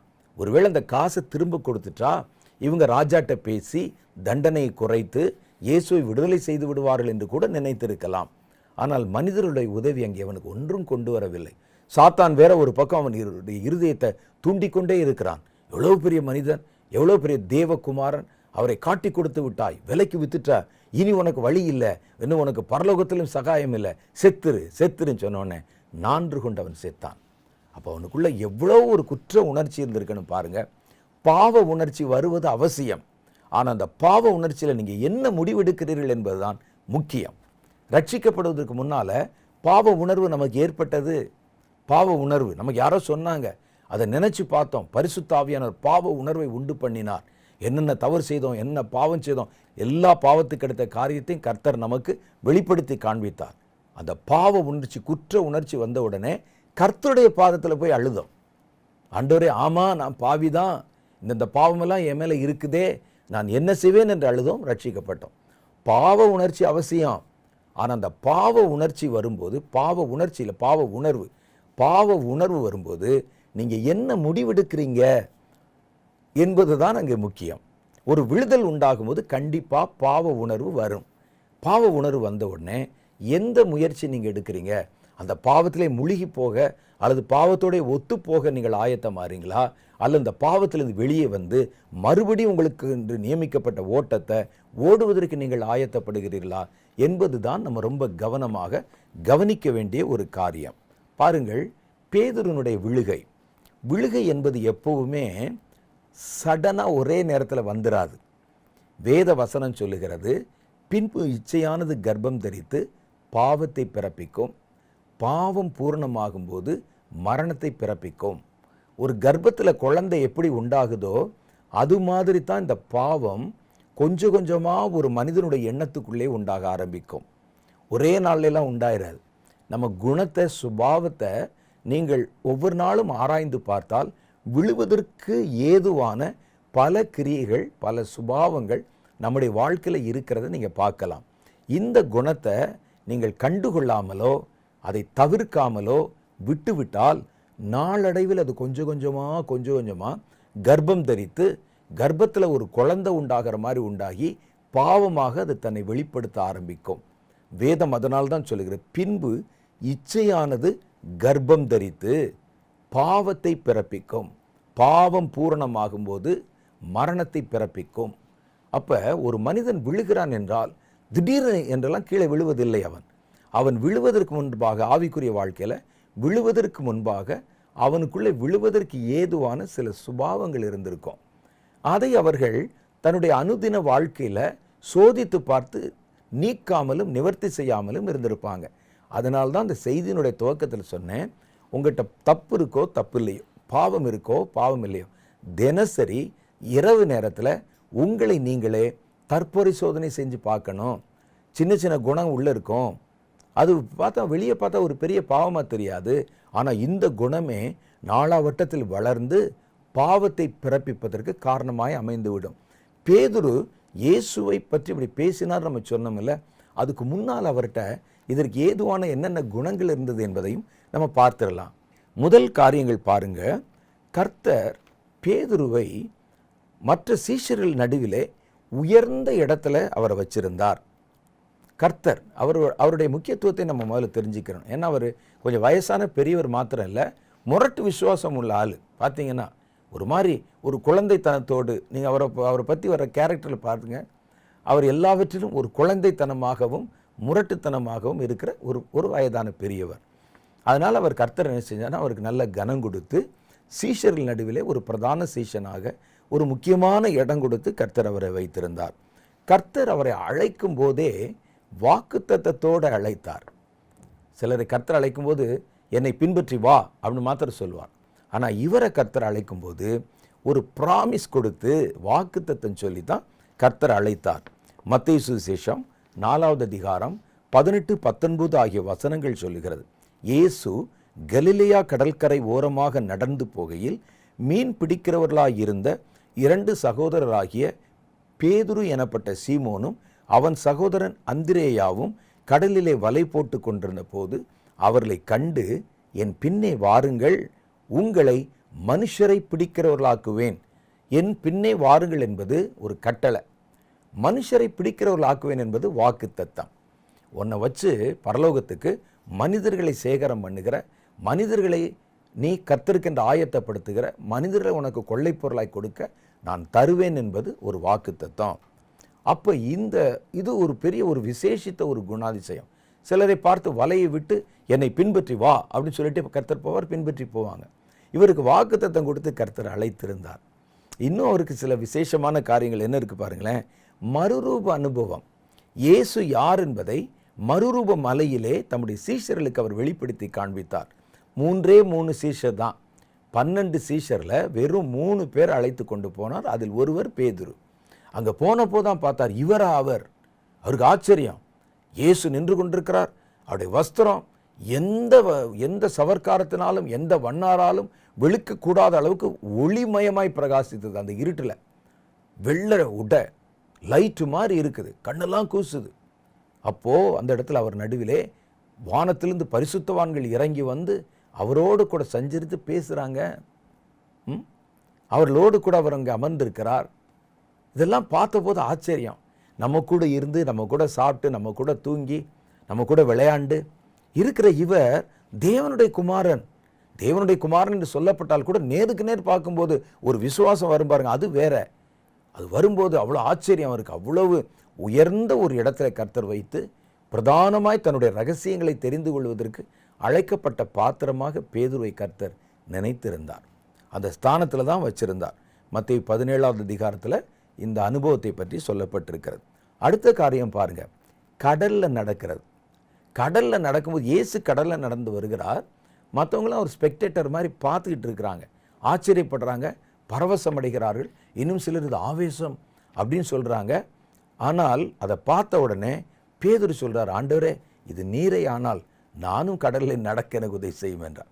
யாருக்குமே கிடைக்காத ஒரு பெரிய காரியத்தை பாரு, கர்த்தர் சொன்ன வா நடந்து வா என்று அவரை அழைக்கிறார். மத்தேயு சுவிசேஷம் 16வது அதிகாரம் 18வது வசனம் சொல்லுகிறது, அவருக்கு உயர்ந்த ஒரு ஸ்தானத்தை கர்த்தர் அங்கே வைத்திருந்தார். என்ன சொல்றாராம், மேலும் நான் உனக்கு சொல்லுகிறேன், நீ பேதுருவாய் இருக்கிறாய். பேதுருனா ஒரு பாறை, கல் என்பது பொருள். இவருடைய உண்மையான பேர் சீமோன் என்பது. இவர் சொல்றார், கர்த்தர் அவர் கொடுத்த பேரு இந்த பேதுரு என்பது. பேதுரு என்றால் கல் பாறை என்று பெயர். அதை கிரேக்க மொழியில் அதை பெட்ரோ என்று சொல்வார். பெட்ரோ அப்படின்னு சொன்னால் அதை தான் ஆங்கிலத்தில் இவருடைய பேர் பேதுரு என்பதை பீட்டர் என்று சொல்லுகிறார். அந்த கல் பாறைகளுக்கு நடுவிலிருந்து கிடைக்கக்கூடிய எண்ணெய்க்கு பேர் பெட்ரோ ஆயில், அது பேர் தான் பெட்ரோல் என்று சொல்லுகிறோம். பெட்ரோல் போடும்போதெல்லாம் நீங்கள் பேதுருவை நினச்சிக்கலாம், ஏன்னா பேதுருடைய பேரில் தான் பெட்ரோல் ஓடிக்கொண்டிருக்கிறது இன்னைக்கு. அப்போ இந்த பெட்ரோல் என்று சொல்லுகிற அந்த கல் இருக்கு பாருங்க, அந்த கல் பாறையான் இருக்கிற பேதுருவே, நீ கல் பாறையா இருக்கிறதுனால இந்த கல்லின் மேல் என் சபையை கட்டுவேன், பாதாளத்தின் வாசல்கள் அதை மேற்கொள்வதில்லை. அப்போ சபைக்கு நடுநாயகமாக அல்லது சபையினுடைய அஸ்திபாரமாக நான் உன்னை பயன்படுத்துவேன். நீதான் சபை காலங்கள் வரும்போது சபை காலத்தினுடைய மூப்பராக நீ இருப்பாய், அதை கண்காணிப்பாய் என்று சொல்லி ஒரு பெரிய ஒரு அழைப்பை, ஒரு தரிசனத்தை கொடுத்தாங்க. அப்போ கர்த்தர் எவ்வளோ பெரிய காரியத்தெல்லாம் பேதுருடைய வாழ்க்கையில செஞ்சிருக்கிறார் பாருங்க. கர்த்தர் அவருக்கு தர பெரிய வாக்கு தத்தத்தையும் வைத்திருந்தார். மத்தேயு சுவிசேஷம் 16வது அதிகாரம் 19வது வசனத்தில் தெளிவாக நாம் அதை வாசிக்க முடிகிறது. பேதுருக்கு எவ்வளோ விசேஷம் இருக்கு பாருங்க. இதெல்லாத்தையும் ஒரு நிமிஷத்தில் மறந்துட்டு பேதுரு கர்த்தரை அறியேன் என்று சொல்லி சபிக்கவும் சத்தியம் பண்ணவும் துவங்கினார். என்ன வைத்திருந்தார்? பெரிய வாக்கு தத்தம். மத்தேயு 16:19 சொல்றாரு, பரலோக ராஜ்யத்தின் திறவுகோல்களை, சாவிய உன் கையில கொடுக்கிறேன். பூலோகத்திலே நீ கட்டுகிறது எதுவோ அது பரலோகத்தில் கட்டப்பட்டிருக்கும், பூலோகத்திலே நீ கட்டவிழ்ப்பது எதுவோ அது பரலோகத்திலும் கட்டவிழ்க்கப்பட்டிருக்கும் என்றார். அப்போ அவருக்கு பரலோகத்தில் கூட ஏதோ ஒரு முக்கியமான ஒரு ஸ்தானத்தை கர்த்தர் கொடுத்திருக்கிறார். பரலோக ராஜ்யத்தினுடைய திறவுகோல்களை நான் உனக்கு இதோ அதிகாரமாக தருகிறேன் என்று கர்த்தர் சொல்லுகிறார். நீங்கள் கத்தோலிக்க சபைகளுக்குள்ள, தேவாலயங்களுக்குள்ள கடந்து போனீங்கன்னா பேதுருனுடைய சிலை வச்சிருப்பாங்க. இது பேதுருனுடைய சிலை என்று எப்படி தெரியும்னா, 2 பெரிய சாவி, கல்லில் செஞ்ச சாவியை அவர் கையில் வச்சு அப்படி பிடிச்சிருப்பார். அது பேதுரு. இந்த வசனத்தின் அடிப்படையில் இந்த வசனத்தை வச்சு பரலோக ராஜ்யத்தோடைய சாவியாக அவர்கிட்ட தான் இருக்குன்னு சொல்லுவாங்க. இன்னும் சொல்லுவாங்க, பரலோகத்துக்குள்ள நீங்கள் நுழையும் போது வாசலில் ஒரு பெரிய டேபிள் போட்டு உட்கார்ந்துருப்பார் பேதுரு, அவர் திறந்து விட்டால் தான் நீங்கள் உள்ளே போக முடியும் என்றெல்லாம் கற்பனையாக, வேடிக்கைக்காக சில கதைகள் சொல்வது உண்டு. அது எல்லாவற்றையும் தாண்டி நீங்கள் பார்த்தீங்கன்னா பரலோகத்தில் அவருக்கென்று ஒரு அதிகாரம், 24 மூப்பர்கள் வரிசையில் அவருக்கு ஒரு ஸ்தானம், அவருக்கு ஒரு சிங்காசனம் கொடுக்கப்பட்ட ஒரு பெரிய வாக்குத்தத்தத்துக்கு அதிபதி. ஒரு சின்ன நேரத்தில் அவர் விழுந்தார், மயிரிழையிலே உயிர் தப்பின மாதிரி. அதில் யூதாஸ் காரியத்து போல தன்னை மாய்த்து கொள்ளாமல் வெளியே வருவதற்குண்டான வாய்ப்புகளை தேடி, யார்கிட்ட அறிக்கை செய்யணுமோ அங்கே அறிக்கை செய்து, யாரிடத்துல இந்த மன்னிப்பு பெறணுமோ அதை பெற்றுக்கொண்டு மறுபடியும் தன்னுடைய ஓட்டத்தை அவர் துவங்கினார். பேதுருடைய விழுகைக்கு முன்னால் அவருக்குள்ளே இருந்த குணாதிசயங்கள் என்ன? சின்ன சின்ன குறைபாடுகள். பேதுரு நீங்கள் பார்த்தீங்கன்னா நிறைய குறைபாடுகள் அவருக்குள்ளே தெரியும். இதுதான் கொஞ்சம் கொஞ்சமாக பூர்ணம் அடைந்து இந்த பலவீனங்களை அவர் ஏற்ற காலங்களில் நிவர்த்தி செய்து கொள்ளாமல் விட்டு வைத்ததுனால தான் அது மறுபடியும் அவருடைய வாழ்க்கையில் வேலை செஞ்சு அவரை குறிப்பிட்ட ஒரு நேரத்தில் தன்னுடைய மரணம் நேரிடுமோ என்ற பயத்தில் சபிக்கவும் சத்தியம் பண்ணவும் கர்த்தரை மறுதலிக்கும் கூட வைத்து விட்டது. ஒரு பின்மாற்றத்துக்குள்ளே அவரை கீழே தள்ளி விட்டது. அது எவ்வளோ பெரிய காரியம் யோசிச்சு பாருங்களேன். இவ்வளோ வாக்குத்தத்தம் பெற்ற ஒரு மனிதன், இயேசுக்கு நெருக்கமாக இருந்த ஒரு மனிதன், இயேசுவை முகமுகமாக அவருடைய அந்த பரலோக தரிசனத்தை பார்த்த ஒரு மனிதன், பரலோகத்தின் அதிகாரங்களை பெற்றுக்கொண்ட ஒரு மனிதன், ஒரு சின்ன ஒரு நேரத்தில் விழுந்து விட்டான். இந்த விழுகையை பயன்படுத்திய சாத்தான் எப்படியாவது அவரை கவிழ்த்திருக்கலாம். அதுக்கு முன்னால் பேதுரு வேகமாய் போய் எங்கே அறிக்கை செய்யணும், இதிலிருந்து எப்படி வெளியே வரணும், எப்படி தட்டிவிடணும் என்பதை அவர் புரிந்திருந்தார். பாவம் நம்முடைய கையை பற்றுவது இயற்கை தான், ஆனால் அதை எப்போ தட்டிவிடணும், எப்படி தட்டிவிடணும் நமக்கு தெரியணும். ஒரு தீவில் பாருங்கள், அந்த மெலித்தா என்கிற ஒரு தீவில் போய் பவுல் கரை ஒதுங்கின போது எல்லாரும் அங்கே உட்கார்ந்துருக்கிறாங்க. இதே மாதிரி தான் நெருப்பு கொளுத்துவதற்கு சுள்ளிகளை கொண்டு வந்து போடுகிறார்கள். பவுல் எடுத்துக்கொண்டு வந்து போடுறார். ஒரு பாம்பு கையை அப்படி கவ்விருச்சு. உடனே அந்த விரியன் பாம்பை நெருப்பிலை உதறி போட்டு எந்த தீங்கும் அடையாதிருந்தான். உலகத்தில் இருக்கும், பாவம் இருக்கும், சாத்தானுடைய எதிர்ப்பு இருக்கும், பலவீனம் இருக்கும், விழுதல் இருக்கும். அதை உதறி போட தெரியணும் நமக்கு.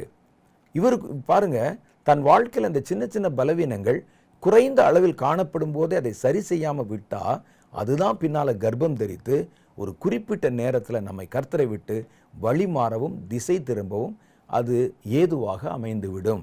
இவருக்குள்ளே என்ன இருந்தது பாருங்களேன். நல்லதெல்லாம் சொல்லிட்டோம்ல. இப்போ சில காரியங்கள்.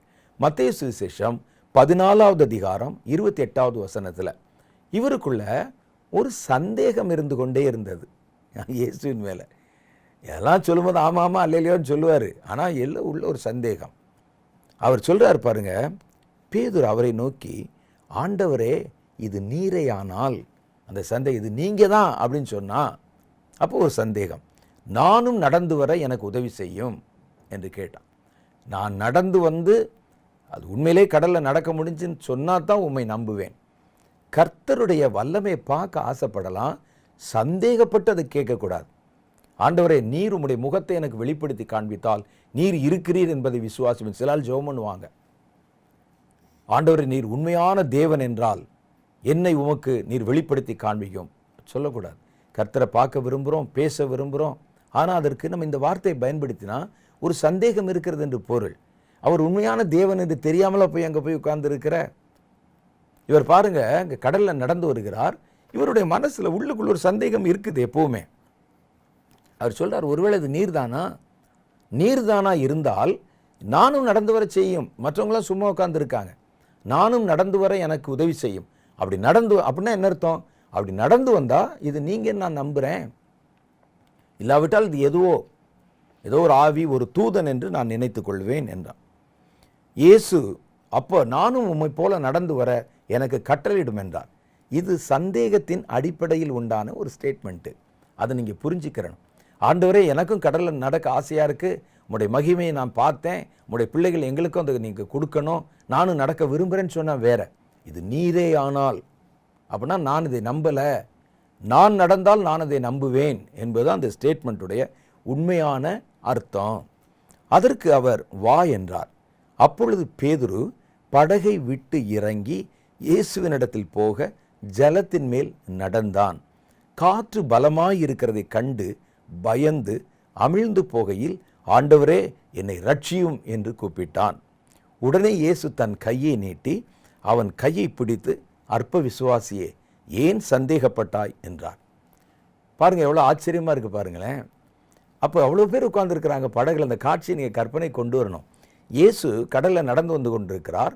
எல்லாரும் பார்த்து ஆச்சரியப்படுறாங்க, ஐயோ எவ்வளோ பெரிய மகிமையாக இருக்கிறதுன்னு. இவர் சொல்கிறார், ஆண்டவரே இது நீரே ஆனால், இது நீங்களான எனக்கு சந்தேகமாக இருக்குது. ஒரு அற்ப விசுவாசம், ஒரு அவிசுவாசம் வந்துருச்சு, சந்தேகமாக இருக்குது. நீரே ஆனால் நானும் நடக்கணும், நான் நடந்து என்னையும் மாலை நடக்க வைக்க முடிஞ்சாதான் நீர், இல்லாவிட்டால் இல்லை என்பதுதான் அதனுடைய அர்த்தம். அந்த சந்தேகம் அவருக்குள்ளே இருந்து பாருங்க. கர்த்தர் அவரை ஏன் நடக்க சொன்னார் தெரியுமா? அவனுக்குள்ளே இருக்கிற அந்த சந்தேகம் உறுதிப்பட்டு, சந்தேகம் எப்பவுமே இருந்தால் அந்த சந்தேகத்தினுடைய விளைவு எப்படி இருக்குன்னு அவன் பார்க்கணும். இயேசுக்கு தெரியும், நடந்து வந்தால் உள்ளே விழுந்துருவான்னு தெரியும். ஏன்னா நடக்கக்கூடிய அளவு விசுவாசம் அவனுக்குள்ளே இல்லை. அவனுக்கு என் மேலே ஒரு சந்தேகம் இருக்கிறது, அவன் கண்டிப்பாக விழுவான் என்று அவருக்கு தெரியும். ஆனாலும் கர்த்தர் அவனுக்கு அனுமதி கொடுத்தார். அப்போ அவர் என்ன புரிந்து கொண்டார் என்றால், எனக்குள்ளே இருந்த அந்த சந்தேகம் இருந்தது பாருங்க, அந்த அற்ப விசுவாசம் இருந்தது பாருங்க, அதுதான் என்னை கடலில் நடக்க விடாமல் என்னை கீழே தள்ளினது. சில சமயத்தில் கர்த்தர் அப்படி பண்ணிடுவாங்க. சில சமயத்தில் சில காரியங்களை கர்த்தர் நமக்கு வெளிப்படுத்தி பேசி நம்மை திருத்துவார். சில நேரத்தில் நமக்கு அனுமதி கொடுத்து நம்மை நடத்தி ப்ராக்டிக்கலாக அதை நமக்கு உணர்த்தி வைப்பார்கள். இந்த இடம் அவருக்கு என்ன காமிச்சிச்சு தெரியுமா? பேதுரு, நீ எங்கே கூட்டு பேசுனியே, அதில் உன்னுடைய அவிசுவாசம், அற்ப விசுவாசம், உன்னுடைய சந்தேகம் அதில் வெளிப்படுகிறது. அந்த சந்தேகத்தினுடைய பலன் பார்த்தியா? நாளைக்கு இதே மாதிரி ஒரு கடலில் நீ கால் வச்சினா உள்ளே போயிடுவ, அந்த பலனை பார் என்று சொல்லி அவருக்குள் இருக்கிற அந்த அற்ப விசுவாசத்தை கர்த்தர் உணர்த்தி காண்பித்தார். அவருக்கு செயல்லையும் காண்பிச்சார், வார்த்தையிலையும் காண்பிச்சார். அற்ப விசுவாசம் என்பது அவிசுவாசம் அல்ல, விசுவாசத்தில் குறைந்த அளவு விசுவாசம் என்று பொருள். இதில் பாருங்கள், அற்ப விசுவாசியே ஏன் சந்தேகப்பட்டாய். பார்த்தீங்களா? ஏன் சந்தேகப்பட்டாய். அவர் முதல்ல நான் சொன்னேன், அவர் சந்தேகப்பட்டார்னு சொன்னேன். இயேசு சொல்கிறார் பாருங்க, அந்த சந்தேகத்தினுடைய விளைவு தான் ஐயா நீ கடலில் நடக்க முடியாமல் கீழே விழுந்தது. 10 ஸ்டெப் நடந்து இல்லை, பாதி நடந்து இல்லை, பாதிக்கு மேலே முடியல இல்லை. இப்போ நீரே ஆனால், அப்போ கேள்வி கேட்டு எப்போ சொல்ல வேண்டியதானே, நீரே ஆனால் என்னை ரட்சியும் சொல்ல வேண்டியதானே. இப்போ உடனே சொல்லுகிற நீரே ஆனாலாம் சொல்லலை, ஆண்டவரே என்னை ரட்சியும். உயிர் போகுதே. இதுதான் நம்முடைய வாழ்க்கை, இதுதான் மனிதனுடைய சுபாவம். அப்போ அந்த சீமோன் பேதுருக்குள்ள அவருக்குள்ளே ஒரு சந்தேக மனப்பான்மை இருந்தது. இரண்டாவது காரியங்கள் பாருங்க, கர்த்தருடைய அழைப்பையும் கர்த்தருடைய வார்த்தையும் அவர் விசுவாசிக்கிறதுலையும் குறைவுள்ளவராகவே இருந்தார். இயேசுவை சிலுவையில் அறைஞ்சாச்சு, இயேசு மரித்து அடக்கம் பண்ணப்பட்டு விட்டார், இனி தங்களுடைய வாழ்க்கை அஸ்தமித்து விட்டது என்று நினைத்து விட்டார்கள். இந்த நேரத்தில் பேதுரு என்ன செய்கிறாருன்னு பார்த்தா, அவர் தன்னுடைய பக்கத்தில் இருக்க நண்பர்களை பார்த்து சொல்கிறாரு, நான் மறுபடியும் மீன் பிடிக்க போகிறேன், வர்றீங்களா அப்படின்னு கேட்குறார். யார்? பரலோகத்தின் திறவுகோலை தருவேன் என்று கர்த்தர் நேரடியாக வாக்குத்தத்தம் பெற்ற ஒரு மனிதன். நீ பேதுருவாய் இருக்கிறாய், உன்மேல் என் சபையை கட்டுவேன் என்று கர்த்தரிடத்திலே வாக்குத்தத்தம் பெற்ற ஒரு மனிதன். என்னை பின்பற்றி வா, உன்னை மனிதர்களை பிடிக்கிறவராக்குவேன் என்று சொல்லி கர்த்தரால வாக்குத்தத்தத்தோடு அழைக்கப்பட்ட ஒரு மனிதன். அப்போ கர்த்தர் சொன்னதையும் நம்பலை, அந்த வாக்குத்தத்தத்தையும் விசுவாசிக்கலை. அவர் மரித்து விட்டார் என்று தெரிந்த உடனே அவர் உடனே நினைச்ச, இன்னமே என்னப்பா இருக்குது வாழ்க்கையில், அந்த நேரத்தில் உட்காந்து யோசிக்கணும்ல. இல்லை, கர்த்தர் பேசி இருக்கிறார், அது எப்படி நடக்காமல் போகும்? ஆதியில் இருந்த வார்த்தை அல்லவா எங்களோட வாழ்ந்தார், அவர் பேசின வார்த்தை. இவருக்குள்ள இந்த சந்தேகம் இருந்ததுனால அவர் என்ன செஞ்சார்னா, ஏதோ நல்லா இருந்தது, ஒரு 3.5 வருஷம் அவரோட போனோம், நடந்தோம், ஊழியம் செஞ்சோம், போன இடத்துல எல்லாம் நமக்கு நல்ல மரியாதை கிடைச்சி முடிந்தது. இனிமேல் நம்ம அடுத்து என்ன செய்வது? நான் மறுபடியும் மீன் பிடிக்க போகிறேன், யார் யார் வர்றீங்க என்று அவர்களையும் அழைத்து கொண்டு போனான். இந்த சம்பவம் யோவான் சுவிசேஷம் 21வது அதிகாரம் 3வது வசனத்தில் சொல்லப்படுகிறது. அப்போ பாருங்க, ஏற்கனவே இருந்த சந்தேகம், அந்த சந்தேகமும் அற்ப விசுவாசமும் கர்த்தராலே சுட்டி காண்பிக்கப்பட்டும் கடல்ல அவர் இறக்கி அவரை தடுமாற வைத்து கர்த்தரதை அவருக்கு உணர்த்தி காண்பித்தும் அந்த சந்தேகத்தை அவர் முற்றிலுமாக நீக்கி போடலை.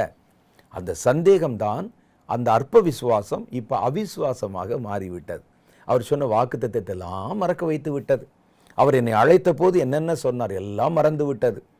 எனக்கு என்று கர்த்தர் வைத்திருக்கிற ஓட்டம் மறந்து விட்டது. இப்போ அவருக்கு என்னென்னா, அடுத்து என்னுடைய எதிர்காலம் என்ன, இந்த நினைப்பு மாத்திரம் தான் முன்னால் இருந்தது. நான் மறுபடியும் மீன் பிடிக்க போகிறேன் என்று சொல்லி அவர் புறப்பட்டார். மீன் பிடிக்கிறவனை உங்களுடைய வலைகளை விட்டு என்னை பின்பற்றி வாருங்கள் என்று அழைத்த கர்த்தர் விட்டதை மறுபடியும் தொட்டான். அதான் நம்ம வாசிக்க போகிறோம். அது என்ன சொல்லுது பாருங்களேன். யோவான் சுவிசேஷம் 21வது அதிகாரத்தில் 3வது வசனத்திலிருந்து, சீமோன் பேதுரு மற்றவர்களை நோக்கி மீன் பிடிக்க போகிறேன் என்றான். அதற்கு அவர்கள், நாங்களும் உம்மோடே கூட வருகிறோம் என்றார்கள். அவர்கள் புறப்பட்டு போய் உடனே படகேறினார்கள். இயேசு மரித்தார், அதோடு முடிந்து விட்டது என்று நினைத்து விட்டார்கள். அப்போ இதுவரைக்கும் சொன்னாரே, மற்றவங்களை விடுங்க, இவர் நேரடியாக மறுரூப மலையில் இயேசுவை பார்த்தாரே, நீர் தேவனுடைய குமாரன் என்று இவருடைய வாயினால் தானே சொன்னார். எல்லாத்தையும் மறந்துட்டு, கர்த்தர் தனக்கு எதற்கென்று அழைத்தார் என்பதை மறந்துட்டு, இனி என்னுடைய வாழ்க்கையை எப்படி நடத்தணும்? உடனே போய் படகுல ஏறி அவர்கள் மீன் பிடிப்பதற்கு கடந்து போனார்கள். அப்போ சந்தேகப்படுகளுடைய நிலைமை இப்படி தான் மாறிக்கொண்டு வருகிறது. முதல்லையே அவருக்குள்ள இயேசுவை பின்பற்றினார், கர்த்தர் கண்டுபிடிச்சிட்டார். உனக்குள்ள ஒரு சின்ன சந்தேகம், ஒரு மணல் அத்தனை சந்தேகம் இருக்கிறது. அது அடிக்கடி அவனுடைய வார்த்தையிலே வெளிப்படுகிறது. கடலில் போகும்போது கூட நீரே ஆனால் என்று சொல்லுகிற வார்த்தை அவருடைய சந்தேக புத்தியை காண்பித்தது. கர்த்தர் அவனுக்கு ஒரு நல்ல பாடத்தை கற்பித்து, உனக்குள்ள சந்தேகம் அற்ப விசுவாசம் 2 இருக்குது என்பதை நேரடியாக உணர்த்தி காண்பித்து, அதனுடைய விளைவு நீ மூழ்கி போய் விடுவாய், விழுந்து விடுவாய் என்பதை கர்த்தர் அவனுக்கு சுட்டி காண்பித்தார். அதானே அதில். அப்போ அவர் தெரியாது அவன் நடந்தால் கீழே விழுந்துருவான்னு. அவன் தான் அங்கே உட்கார்ந்துருக்கோம் சந்தேகப்படுறானே, இவன் நடந்தானா விழுந்துருவான்னு அவருக்கு தெரியும். அப்படியும் அவரை அழைத்தார் அவர். ஏனென்றால் பாடம் கற்பித்து கொடுக்க. இப்படியே இந்த சந்தேக குணத்திலையும் அற்ப விசுவாசத்தில் நீடித்தா ஒரு நாள் நீ விழுந்து விடுவாய் இப்படியே என்பதை கர்த்தர் அவனுக்கு காண்பித்தார். அதே தான் நடந்தது பாருங்கள். அந்த சந்தேகம் இயேசு இருக்கிற வரைக்கும் உள்ளதான் இருந்து கொண்டிருந்தது. இயேசு மரித்த பிறகு அந்த சந்தேகம் வெளிப்பட்டது.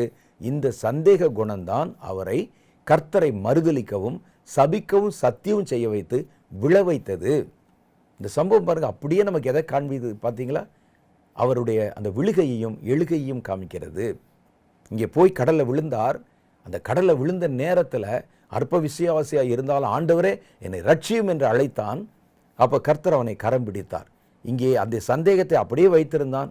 மறுபடியும் விழுந்தான்.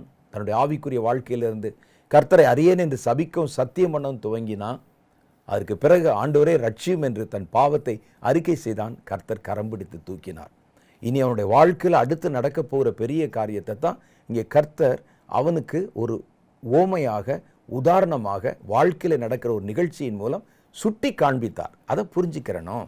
நம்முடைய வாழ்க்கையில் அது ரொம்ப முக்கியமான ஒரு காரியம். நம்முடைய வாழ்க்கையில் சில காரியங்களை கர்த்தர் கற்றுக் கொடுத்தால் அதன் மூலம் நமக்குள் இருக்கிற சில குறைபாடுகள், தவறுகளை சுட்டி காண்பிப்பார். அதை நீக்கி விடாமலும் நிவர்த்தி செய்ய விடாமலும் வளர விட்டீங்கன்னா அது ஒரு நாள் நம்மை கீழே தள்ளிவிடும் என்பதில் எந்த சந்தேகத்துக்கும் இடமில்லை. சந்தேகப்படுகிறவன் தான் காற்றிலே அலையுண்டு ஓடுகிற மேகத்தை போல் இருப்பான் என்று வேதத்தில் எழுதியிருக்கிறது. யாக்கோபின் புஸ்தகம் 1வது அதிகாரம் 6வது வசனம். ஆனாலும் அவன் எவ்வளவாயிலும் சந்தேகப்படாமல் விசுவாசத்தோடே கேட்க கடவன். சந்தேகப்படுகிறவன் காற்றினால் அடிபட்டு அலைகிற கடலின் அலைக்கு ஒப்பாயிருக்கிறான். இப்படிப்பட்ட மனுஷன் தான் கர்த்தரிடத்தில் எதையாவது பெறலாம் என்று நினையாதிருப்பானாக. இரு மனம் உள்ளவன் தன் வழியிலெல்லாம் நிலையற்றவனாயிருக்கிறான். இதுவா அதுவான்னு ஒரு சந்தேகத்தில் இருக்கிறவன் அவன் செய்கிற எல்லா வேலையிலையும் பார்த்தீங்கன்னா நிலையற்றவனாக அவன் இருப்பான் என்று வேதம் சொல்லுகிறது. 2வது காரியம், பேதுருக்குள்ள இருந்த பலவீனம் என்னன்னு பார்த்தீங்கன்னா, கர்த்தருடைய வார்த்தையை கேட்டோம், கர்த்தர் அவருக்கு வெளிப்படுத்தி சொன்ன காரியங்களை கேட்டோம், அதை அவர் அறியாமல் இருந்தார், வார்த்தைகளை விசுவாசியாமல் இருந்தார். பாருங்கள், இந்த யோவானுடைய சுவிசேஷத்தில் 20வது அதிகாரம் 9வது வசனம் சொல்லுது, அவர் மரித்தோரிலிருந்து எழுந்திருக்க வேண்டும் என்ற வேத வாக்கியத்தை அவர்கள் இன்னும் அறியாதிருந்தார்கள். இயேசு அவங்கள கூப்பிட்டு அடிக்கடி பேசுகிறாரு, நான் மரிக்கணும், மரித்தோரிலிருந்து எழுந்திருக்க வேண்டும் என்ற வார்த்தையை அவர்கள் அறியாதிருந்தார்கள். கர்த்தர் எவ்வளோ தடவை அவருக்கு சொல்லியிருக்கிறாரு. கடைசியில் தான் மரிப்பதற்கு ஒப்பு கொடுக்கப்படுவதற்கு முன்னால் தம்முடைய சீஷர்களை அழைத்து அவர் பேசினார். என்னுடைய மரணம் எப்படி நடக்கும், என்னை சிலுவையில் ஒப்பு கொடுப்பாங்க, இதற்காகவே மனுஷகுமாரன் வந்திருக்கிறார் என்பதெல்லாம் சொன்னாங்க. ஆனாலும் அவர் யோனாவின் காலத்தில் நடந்த அடையாளத்தை போல அவன் மீனினால் விழுங்கப்பட்டு 3வது நாள் அந்த கரையில் கொண்டு வந்து துப்பப்பட்ட மாதிரி மரணம் என்னை விழுங்கி 3வது நாள் நான் மரணத்தை ஜெயித்து உயிர் பெற்று எழுவேன் என்பதை கர்த்தர் அவர்களுக்கு சொன்னார். எல்லா சந்தர்ப்பத்திலையும் சொல்லியிருக்கிறார், பல இடத்துல எல்லாம் சொல்லியிருந்தோம். இயேசு 3வது நாள் உயிரோடு எழும்பணும். அவருக்கு பக்கத்தில் இந்த சீஷர்கள் பேதுரு, யோவான் எல்லாம் தூங்கிட்டு இருக்கிறாங்க. ஆனால் மகதலேனா மரியாள் போன்ற சில ஸ்திரீகள் மாத்திரம் இயேசு இன்னைக்கு உயிர்ப்பேன் என்று சொன்னாரே என்று அதை நம்பி கல்லறைக்கு ஓடி போனாங்க. வேதம் சொல்லுது, யோவான் 20 அங்கே பார்த்துட்டு அவங்க சொல்கிறாங்க இயேசுவை காணவில்லை என்று சொல்லுகிறார்கள். இவர்கள் அதை நம்பலை. அது எப்படி, யாராவது எடுத்துகிட்டு போயிருப்பாங்க, வாங்க போவோம் தேடுவோம் என்று அவர்கள் போனார்கள். அப்போ தான் அந்த வசனம் சொல்லுது, அவர் மரித்தோரிலிருந்து எழுந்திருக்க வேண்டும் என்கிற வேத வாக்கியத்தை அவர்கள் இன்னும் அறியாதிருந்தார்கள். அவர்கள் அறியாமல் இருந்தே இயேசுவோடு கூட 3.5 வருஷம் ஊழியம் செஞ்சிருக்கிறாங்க. அவர் செய்த அற்புதங்களை பார்த்துருக்கிறாங்க. அவர் தன்னைத்தானே வெளிப்படுத்தி சொல்லி கூட கவனிக்காமல் இருந்திருக்கிறாங்க. அப்போ தேவனுடைய வார்த்தையை கேட்டும் அறியாதிருக்கிறார்கள். இந்த பிரசங்கம் பண்ணுறவங்க, ஊழியம் செய்கிறவங்க, தேவனுக்கு நெருக்கமாக இருக்கிறவங்களுக்கு இருக்கிற ஒரு பெரிய ஆபத்து என்ன அப்படின்னு கேட்டிங்கன்னா, வேதம் சொல்லுகிறது, அதிக கேடு உண்டாகாதபடிக்கு உங்களில் அநேகர் போதகராகாதிருங்கள். இந்த போதகராக இருக்கிறவன் எப்போவுமே என்ன செய்வான்னா, மற்றவர்களுக்கு போதிக்கவும் மற்றவர்களுக்கு பேசவும் தான் நினைப்பாங்க வெளியே, அதை பூர்ணமாக விசுவாசிக்க மாட்டாங்க. தங்களுக்கு தானே அதை உபதேசித்து கொள்ளவும் மாட்டார்கள். முதல்ல நல்லா இருக்கும், இப்படி பேச பேச பேச இவருக்கும் அந்த தேவனுடைய வார்த்தைக்கும் வாக்கியத்துக்கும் தன்னுடைய சொந்த வாழ்க்கைக்கு இருக்கிற அந்த தொடர்பு என்பது குறைந்து விடும். தாங்கள் வாசிக்கிறது பேசுகிறது எல்லாவற்றையுமே மற்றவர்களுக்கு தான் என்று நினைக்க ஆரம்பிச்சிருவாங்க. அதனால ஆண்டவர் சொன்னார், ரொம்ப கவனமாக இருக்கணும். இதில் பேதுரு அப்படித்தான். இவர்கள் இயேசுக்கு ரொம்ப நெருக்கமாக இருந்தாங்க, நடக்கிறதெல்லாம் பார்த்தாங்க, மற்றவர்களுக்கு நடக்குதுன்னு பார்த்தாங்க ஒழிய தங்களுடைய சொந்த வாழ்க்கை எப்படி இருக்கிறது என்பதை அவர்கள் புதுப்பித்து கொள்ளவும் இல்லை, அதை அவர்கள் சரிப்படுத்தி கொள்ளவும் இல்லை. அதனால தான் கர்த்தர் இவ்வளோ உபதேசம் பண்ணுறாரு. அவர் அந்த மலையில் நின்று பேசுகிறார், தன் ஜனங்களுக்கு எத்தனையோ காரியங்களை பேசுகிறார். ஆனால் இவர்கள் எதை பற்றியுமே அலட்டி கொள்ள மாட்டாங்க. அதனால கர்த்தர் சொல்கிறாரு, அவரை குறித்து சொல்லப்பட்ட காரியத்தை அவர்கள் இன்னும் அவர் உயிர்த்தெழுந்த பிறகு வரைக்கும் கூட அவர்கள் அறியாதிருந்தார்கள் என்பது எத்தனை பரிதாபம் என்று யோசித்து பாருங்கள். இயேசு தன் உயிர்த்தெழுதலை பற்றி ஏற்கனவே அவர்களுக்கு பலமுறை சொல்லியிருக்கிறார். மத்தேயு சுவிசேஷத்தில் 16வது அதிகாரம் 21வது வசனத்தில் இயேசு அதை சொன்னார், அவர்களை அழைத்து சொன்னார். இவர்கள் அதை அறியாமல் போனார்கள். கல்லறையிலே முந்தி நுழைந்தாலும் அவர்கள் காரியத்தை அறியாம திரும்பி போனார்கள் என்று வேதத்தில் எழுதப்பட்டிருக்கிறது. இவங்க ஏன் கர்த்தருடைய வசனத்தை அவர்களால் ஏற்றுக்கொள்ள முடியல அப்படின்னு கேட்டால், தேவனால மறுபடியும் பிறக்கிற அனுபவம் இல்லாதவன் கர்த்தருடைய வசனத்தை ஏற்றுக்கொள்ள முடியாது. கர்த்தருடைய வசனத்தை ஏற்றுக்கொள்ள மனதில்லாமல் இருக்கிறபடியினால், யோவான் சுவிசேஷம் 8:43, ஒருவனுடைய மனதில் ஏன் வசனம் தங்குவதில்லை, கர்த்தருடைய வார்த்தை தங்குவதில்லை, வேத வசனத்துடைய சத்தியங்கள் தங்குவதில்லை என்றால், அதை வாசிக்கும் போதும் பிரசங்கிக்கும் போதும் கேட்கும் போதும் ஏற்றுக்கொள்ளுகிற மனநிலையிலிருந்து அதை கேட்க மாட்டாங்க. அதுதான் இன்னைக்கு ஒரு செய்தி கேட்குறீங்க, இந்த செய்தியிலே நான் செய்வதற்கு என்ன இருக்கிறது, கர்த்தர் தன் வழியாக என்ன பேசுகிறாரு, அதை கேட்டு அதுபடி நம்ம நடப்போம், சேர்க்க வேண்டியது சேர்த்துக்கிறோம், வெட்ட வேண்டியது வெட்டுவோங்கிற மனநிலைமையில் நீங்கள் கேட்டிங்கன்னா எந்த பிரசங்கமும் உங்களுக்கு மறக்காது. அதிகாலை நேரத்தில் தியான வேளையில் கர்த்தருடைய பாதத்தில் உட்கார்ந்து ஒரு வசனத்தை எடுத்து நீங்கள் வாசிக்கிறீங்க. சிலர் பார்த்தீங்கன்னா 365 நாளைக்கு உண்டான வேத பகுதியை வச்சுட்டு அது ஒரு புஸ்தகத்தில் வச்சுருப்பாங்க. இன்றைக்கி இந்த வேத வசனத்தை எடுத்து வாசிக்கலாம், தப்பு இல்லை. வாசித்தாலும் கேட்டாலும் ஒரு செய்தி கேட்டாலும் அதை ஏற்றுக்கொள்ளுகிற மனநிலைமையிலிருந்து கேட்டால் தான் அந்த வசனம் உங்களுக்குள்ளே லயிக்கும். இல்லாவிட்டால் அது அப்படியே மழை தண்ணி விழுந்து ஓடின மாதிரி ஓடிடும். எவ்வளோ செய்தி கேட்குறோம், நூற்றுக்கணக்கான செய்தி. அப்போ ஏற்றுக்கொள்ளுகிற மனதில்லாமல் இருந்தால் அந்த வசனம் அவர்களுக்குள்ளே தங்குவதில்லை. யோவான் 8வது அதிகாரம் 43வது வசனத்தில், என் வசனத்தை நீங்கள் ஏன் அறியவில்லை, என் வசனத்தை நான் சொன்னாலும் புரிய மாட்டேங்குது, வாசித்தாலும் புரிய மாட்டேங்குது, தப்பு தப்பாக அர்த்தம் விளங்குது, நீங்கள் ஏன் என் வசனத்தை அறியாமல் இருக்கிறீர்கள்? இயேசு கேட்கிறார். என் உபதேசத்தை கேட்க மனதில்லாதிருக்கிறதுனால் அல்லவா. பார்த்தீங்களா எங்கே இருக்குது? ஒரு செய்தி கேட்டிங்கன்னா இதில் எனக்கு என்னமோ இருக்குது, கர்த்தர் சொல்கிறாரு, அது என்ன சொன்னாலும் நான் ஏற்றுக்கொள்ள மனதாக இருக்கிறேன்னு கேட்டு பாருங்கள், அந்த செய்தி உங்களுக்கு மறக்கவே மறக்காது. ஒரு தியானத்தில் ஒரு வசனத்தில் படிக்கும்போது வேதத்தை அனுதினம் எடுத்து வாசிக்கிற வழக்கம் உள்ளவர்கள் அதை ஏற்றுக்கொள்ள மனநிலைமையோடு நீங்கள் படித்து பாருங்கள், அந்த வசனம் மறக்கவே மறக்காது. அந்த வசனத்தினுடைய பொருள், அர்த்தம், அதுக்குள்ளே இருக்கிற எல்லாம் உங்களுக்கு அறிவிக்கப்படும், புரியும். ஏற்றுக்கொள்ள மனதில்லாமல் படிக்கிறதுனால்தான் இயேசுவே சொல்லியிருக்கிறார், உங்களால் அதை விளங்கி கொள்ள முடியல என்று ஆண்டவர் சொல்லுகிறார். அடுத்து கர்த்தரில் வேர் கொள்ளுகிற அனுபவம். கர்த்தரில் இன்னைக்கு நம்ம இணைக்கப்பட்டிருக்கிறோம். ஒரு விதை போல இயேசு கிறிஸ்துக்குள்ளே விதைக்கப்பட்டிருக்கிறோம். விதைக்கப்பட்ட விதை அப்படி நின்றக்கூடாது, கிறிஸ்துக்குள்ளே வேர் கொள்ளணும். நம்ம அவரோடு கூட பின்னி பிணைந்து இணைய ஆரம்பிக்கிறோம்.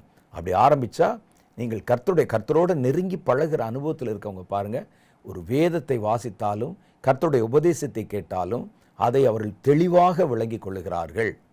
அவர்களுக்கு அறியாமல் இருப்பதற்கு வாய்ப்பே இல்லை. வேதம் அதை பற்றி நமக்கு என்ன சொல்லுது பாருங்கள். மத்தேயு சுவிசேஷம் 13வது அதிகாரம் 19, 20, 21, ஒருவன் ராஜ்யத்தின் வசனத்தை கேட்டும் உணராதிருக்கும்போது பொல்லாங்கன் வந்து அவன் இருதயத்தில் விதைக்கப்பட்டதை பறித்து கொள்ளுகிறான். அவனே வழியருகிலே விதைக்கப்பட்டவன். கற்பாறை இடங்களில் விதைக்கப்பட்டவன் வசனத்தை கேட்டு உடனே அதை சந்தோஷத்தோடு ஏற்றுக்கொள்ளுவான். ஆனாலும் தனக்குள்ளே வேறு இல்லாதபடினால, அந்த வசனம் வேரூன்றாததுனால கொஞ்ச காலம் மாத்திரம் நிலைத்திருப்பான். வசனத்தின் நிமித்தம் ஒரு உபத்திரவம், இடறல் உண்டானால் அவன் உடனே இடரல் அடைந்து விடுவான் என்று இயேசு சொன்னார். 3வது காரியம் பாருங்க, இந்த பேதுரு செய்த 3வது காரியம், கர்த்தர் அவருக்கு நேரடியாக உபதேசம் பண்ணியும் அந்த உபதேசத்தை அவர்கள் மறந்திருந்தார்கள், அதை ஏற்றுக்கொள்ளவில்லை. அவங்களுக்கு முழுசாக அது புரியவும் இல்லை, அது அவர்களுக்கு புலப்படம் இல்லை, அறியாதவர்களாக இருந்தார். 3வது காரியம், இயேசுவை அவர் தூரத்திலே பின்தொடர்கிறவராக இருந்தார். நிறைய பேர் அப்படி இருக்கிறாங்க, இயேசு எனக்கு பிடிக்கும் ஆனால் தூரத்திலேருந்து பின்தொடர்கிறேன், ரொம்பலாம் நாங்கள் பட்டுக்கொள்ள விரும்பலைங்க, கர்த்தர் உண்மையான தேவன், அது நம்புகிறேன், ஏற்றுக்கொள்ளேன், ஏதோ வர்றோம், சர்ச்சுக்கு வர்றோம், ஒரு காணிக்கை போடுறோம், என்ன மற்ற இதுலாம் எதுலேயும் கூட்டிடாதீங்க, சுவிசேஷ ஊழியமாக நீங்கள் போயிட்டு வாங்க, நாங்கள் வீட்டில் ஜெபம் பண்ணிக்கிறோம். சில ஆட்களை பார்த்தீங்கன்னா பட்டுக்கொள்ளாமல் இருப்பார்கள். ஊழியத்திலும் சரி, சபையிலும் சரி, சொந்த வாழ்க்கையிலும் சரி, இருக்கட்டுமே அவர் கர்த்தர் தான், இருக்கட்டுமே, அதனால் நம்ம என்ன செய்ய போகிறோம், நம்ம பொழப்பை பார்ப்போம், நம்முடைய வேலையை பார்ப்போம், நம்ம செய்ய வேண்டிய காரியத்தை மாத்திரம் ஏதோ சர்ச்சுக்கு போகிறோமோ ஒரு காணிக்கை கொடுக்குறோம், அதோடு இருந்துக்கிடுவோம், ரொம்பலாம் போகாதீங்க, எதுக்கு தேசத்துக்கு ஜெபம் பண்ணி என்ன பண்ண போகிறீங்க என்று சொல்லி சிலர் இயேசுவை பின்தொடர்வார்கள். நெருக்கத்தில் அல்ல, தூரத்திலே பின்தொடர்வார்கள். பேதுரு அப்படித்தான் செய்தான். லூக்கா சுவிசேஷம் 22:54, ஒரு உபத்திரம் வந்த நேரத்தில் அவர்கள் அவரை பிடித்த பின்பு 54 வசனம் சொல்லுது, பிரதான ஆசாரியனுடைய வீட்டிலே கொண்டு போய் விட்டார்கள். பேதுரு தூரத்திலே பின் சென்றான். பேதுரு பாருங்க, தூரத்தில் இருந்து ஒளிஞ்சு அவரை பின்பற்றினான். இது கர்த்தரிடத்தில் நெருக்கமாய் தன்னுடைய வாழ்க்கை அமைத்து கொள்ளாமல், கர்த்தரை பின்பற்றணும், அவருடைய மார்க்கம், உபதேசம், சத்தியம், சபையெல்லாம் எனக்கு பிடிக்குது, ஆனால் ரொம்ப நெருக்கமாய் அவரை பின்பற்ற முடியாது. நான் எனக்கு, என்னுடைய குடும்பம், என்னுடைய வாழ்க்கை, என்னுடைய அனுபவம் இதை தாண்டி கிடைக்கிற நேரத்தில் நாங்கள் ஊழியம் செய்வோம் அப்படின்லாம் ஒரு கூட்டம் பேர் இருக்கிறாங்க. நான் தப்பு சொல்லலை, உங்கள் சூழ்நிலை என்னமோ எனக்கு தெரியாது. ஆனால் வேதம் சொல்லுது, இந்த தூரத்தில் பின்தொடர்வது எப்போவுமே ஆபத்தானது. தூரத்தில் பின்தொடர் கொஞ்சம் பட்டும் படாமல் இருக்கிறோம் பாருங்க, அது ரொம்ப ஆபத்தானது. நான் என்னை பொறுத்தளவில் சில இடத்துல சொல்லுவாங்க ரகசிய கிறிஸ்தவர்கள் அப்படின்னு இருக்கிறாங்க அப்படின்னு சொல்லுவாங்க. ரகசிய கிறிஸ்தவர்கள் என்றால் வெளியே பார்த்தா யார்ட்டையும் காட்டிக்கிற மாட்டாங்க, ஆனால் உள்ளுக்குள்ளேயே நாங்கள் இயேசுவை விசுவாசிப்போம், எங்களுடைய சூழ்நிலை அப்படிங்க, இயேசுக்கு தெரியுமில்லன்னு சொல்லுவாங்க. உங்கள் சூழ்நிலை சரிதான், எனக்கு அதை குறித்து நான் எதையும் நியாய தீர்ப்பு மாதிரி நான் செய்யலை. நீங்கள் என்ன கஷ்டப்படுறீங்களோ எனக்கு தெரியாது. ஆனால் என்னை பொறுத்த அளவில் ஒருவன் இயேசுவை பின்பற்றினால் அவன் அவரை மனுஷருக்கு முன்னாலே அறிக்கை செய்ய வேண்டும் என்று கர்த்தருடைய வேதம் சொல்லுது. நீங்கள் என்ன பாடு, போராட்டம், உபத்திரவம், கொலையே செய்யப்பட்டால் கூட மனுஷர் முன்பாக என்னை அறிக்கை செய்கிறவன் எவனோ அவனை பரலோகத்தில் இருக்கிற பிதாவின் முன்னால் நான் அறிக்கை செய்வேன்.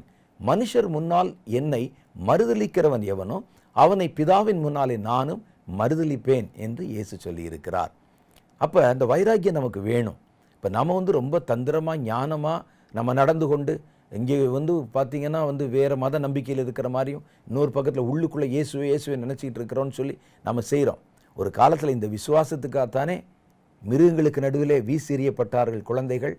இந்த விசுவாசத்துக்குத்தானே பெண்கள் அங்கே அசுசிப்படுத்தப்பட்டார்கள். இந்த விசுவாசத்துக்குத்தானே உயிரோடு தீ கொளுத்தப்பட்டார்கள். அவங்க அறிக்கை செய்ததுனால தானே. ஏன் உங்களுக்கு தந்திரமாக ரகசியமாக கர்த்தரை ஆராதிக்க தெரியல? அப்போ நம்ம புத்திசாலிகள், அவர்கள் முட்டாள்கள் என்று அர்த்தமாகி விடுமா? இந்த மாதிரி கொஞ்சம் பட்டுக்கொள்ளாமல் எதையும் அப்படி மேன்போக்காக பின்பற்றுகிறதா தூரத்திலே பின்தொடர்தல். தூரத்தில் நாங்கள் பின்தொடர்ந்தால் கூட பின்தொடரோம்ல நீங்கள் கேட்கலாம், அது ஆபத்து. பாருங்கள், பேதுரு தூரத்தில் பின்தொடர்கிறவனாக இருந்ததுனால தான் அவர் தன்னுடைய ஆவிக்குரிய வாழ்க்கையில் விழ நேரிட்டது. வேதத்தில் ஒருவன் இயேசுவை பின்பற்றினால் எப்படி பின்பற்ற வேண்டும் என்று சொல்லப்பட்டிருக்கிறது.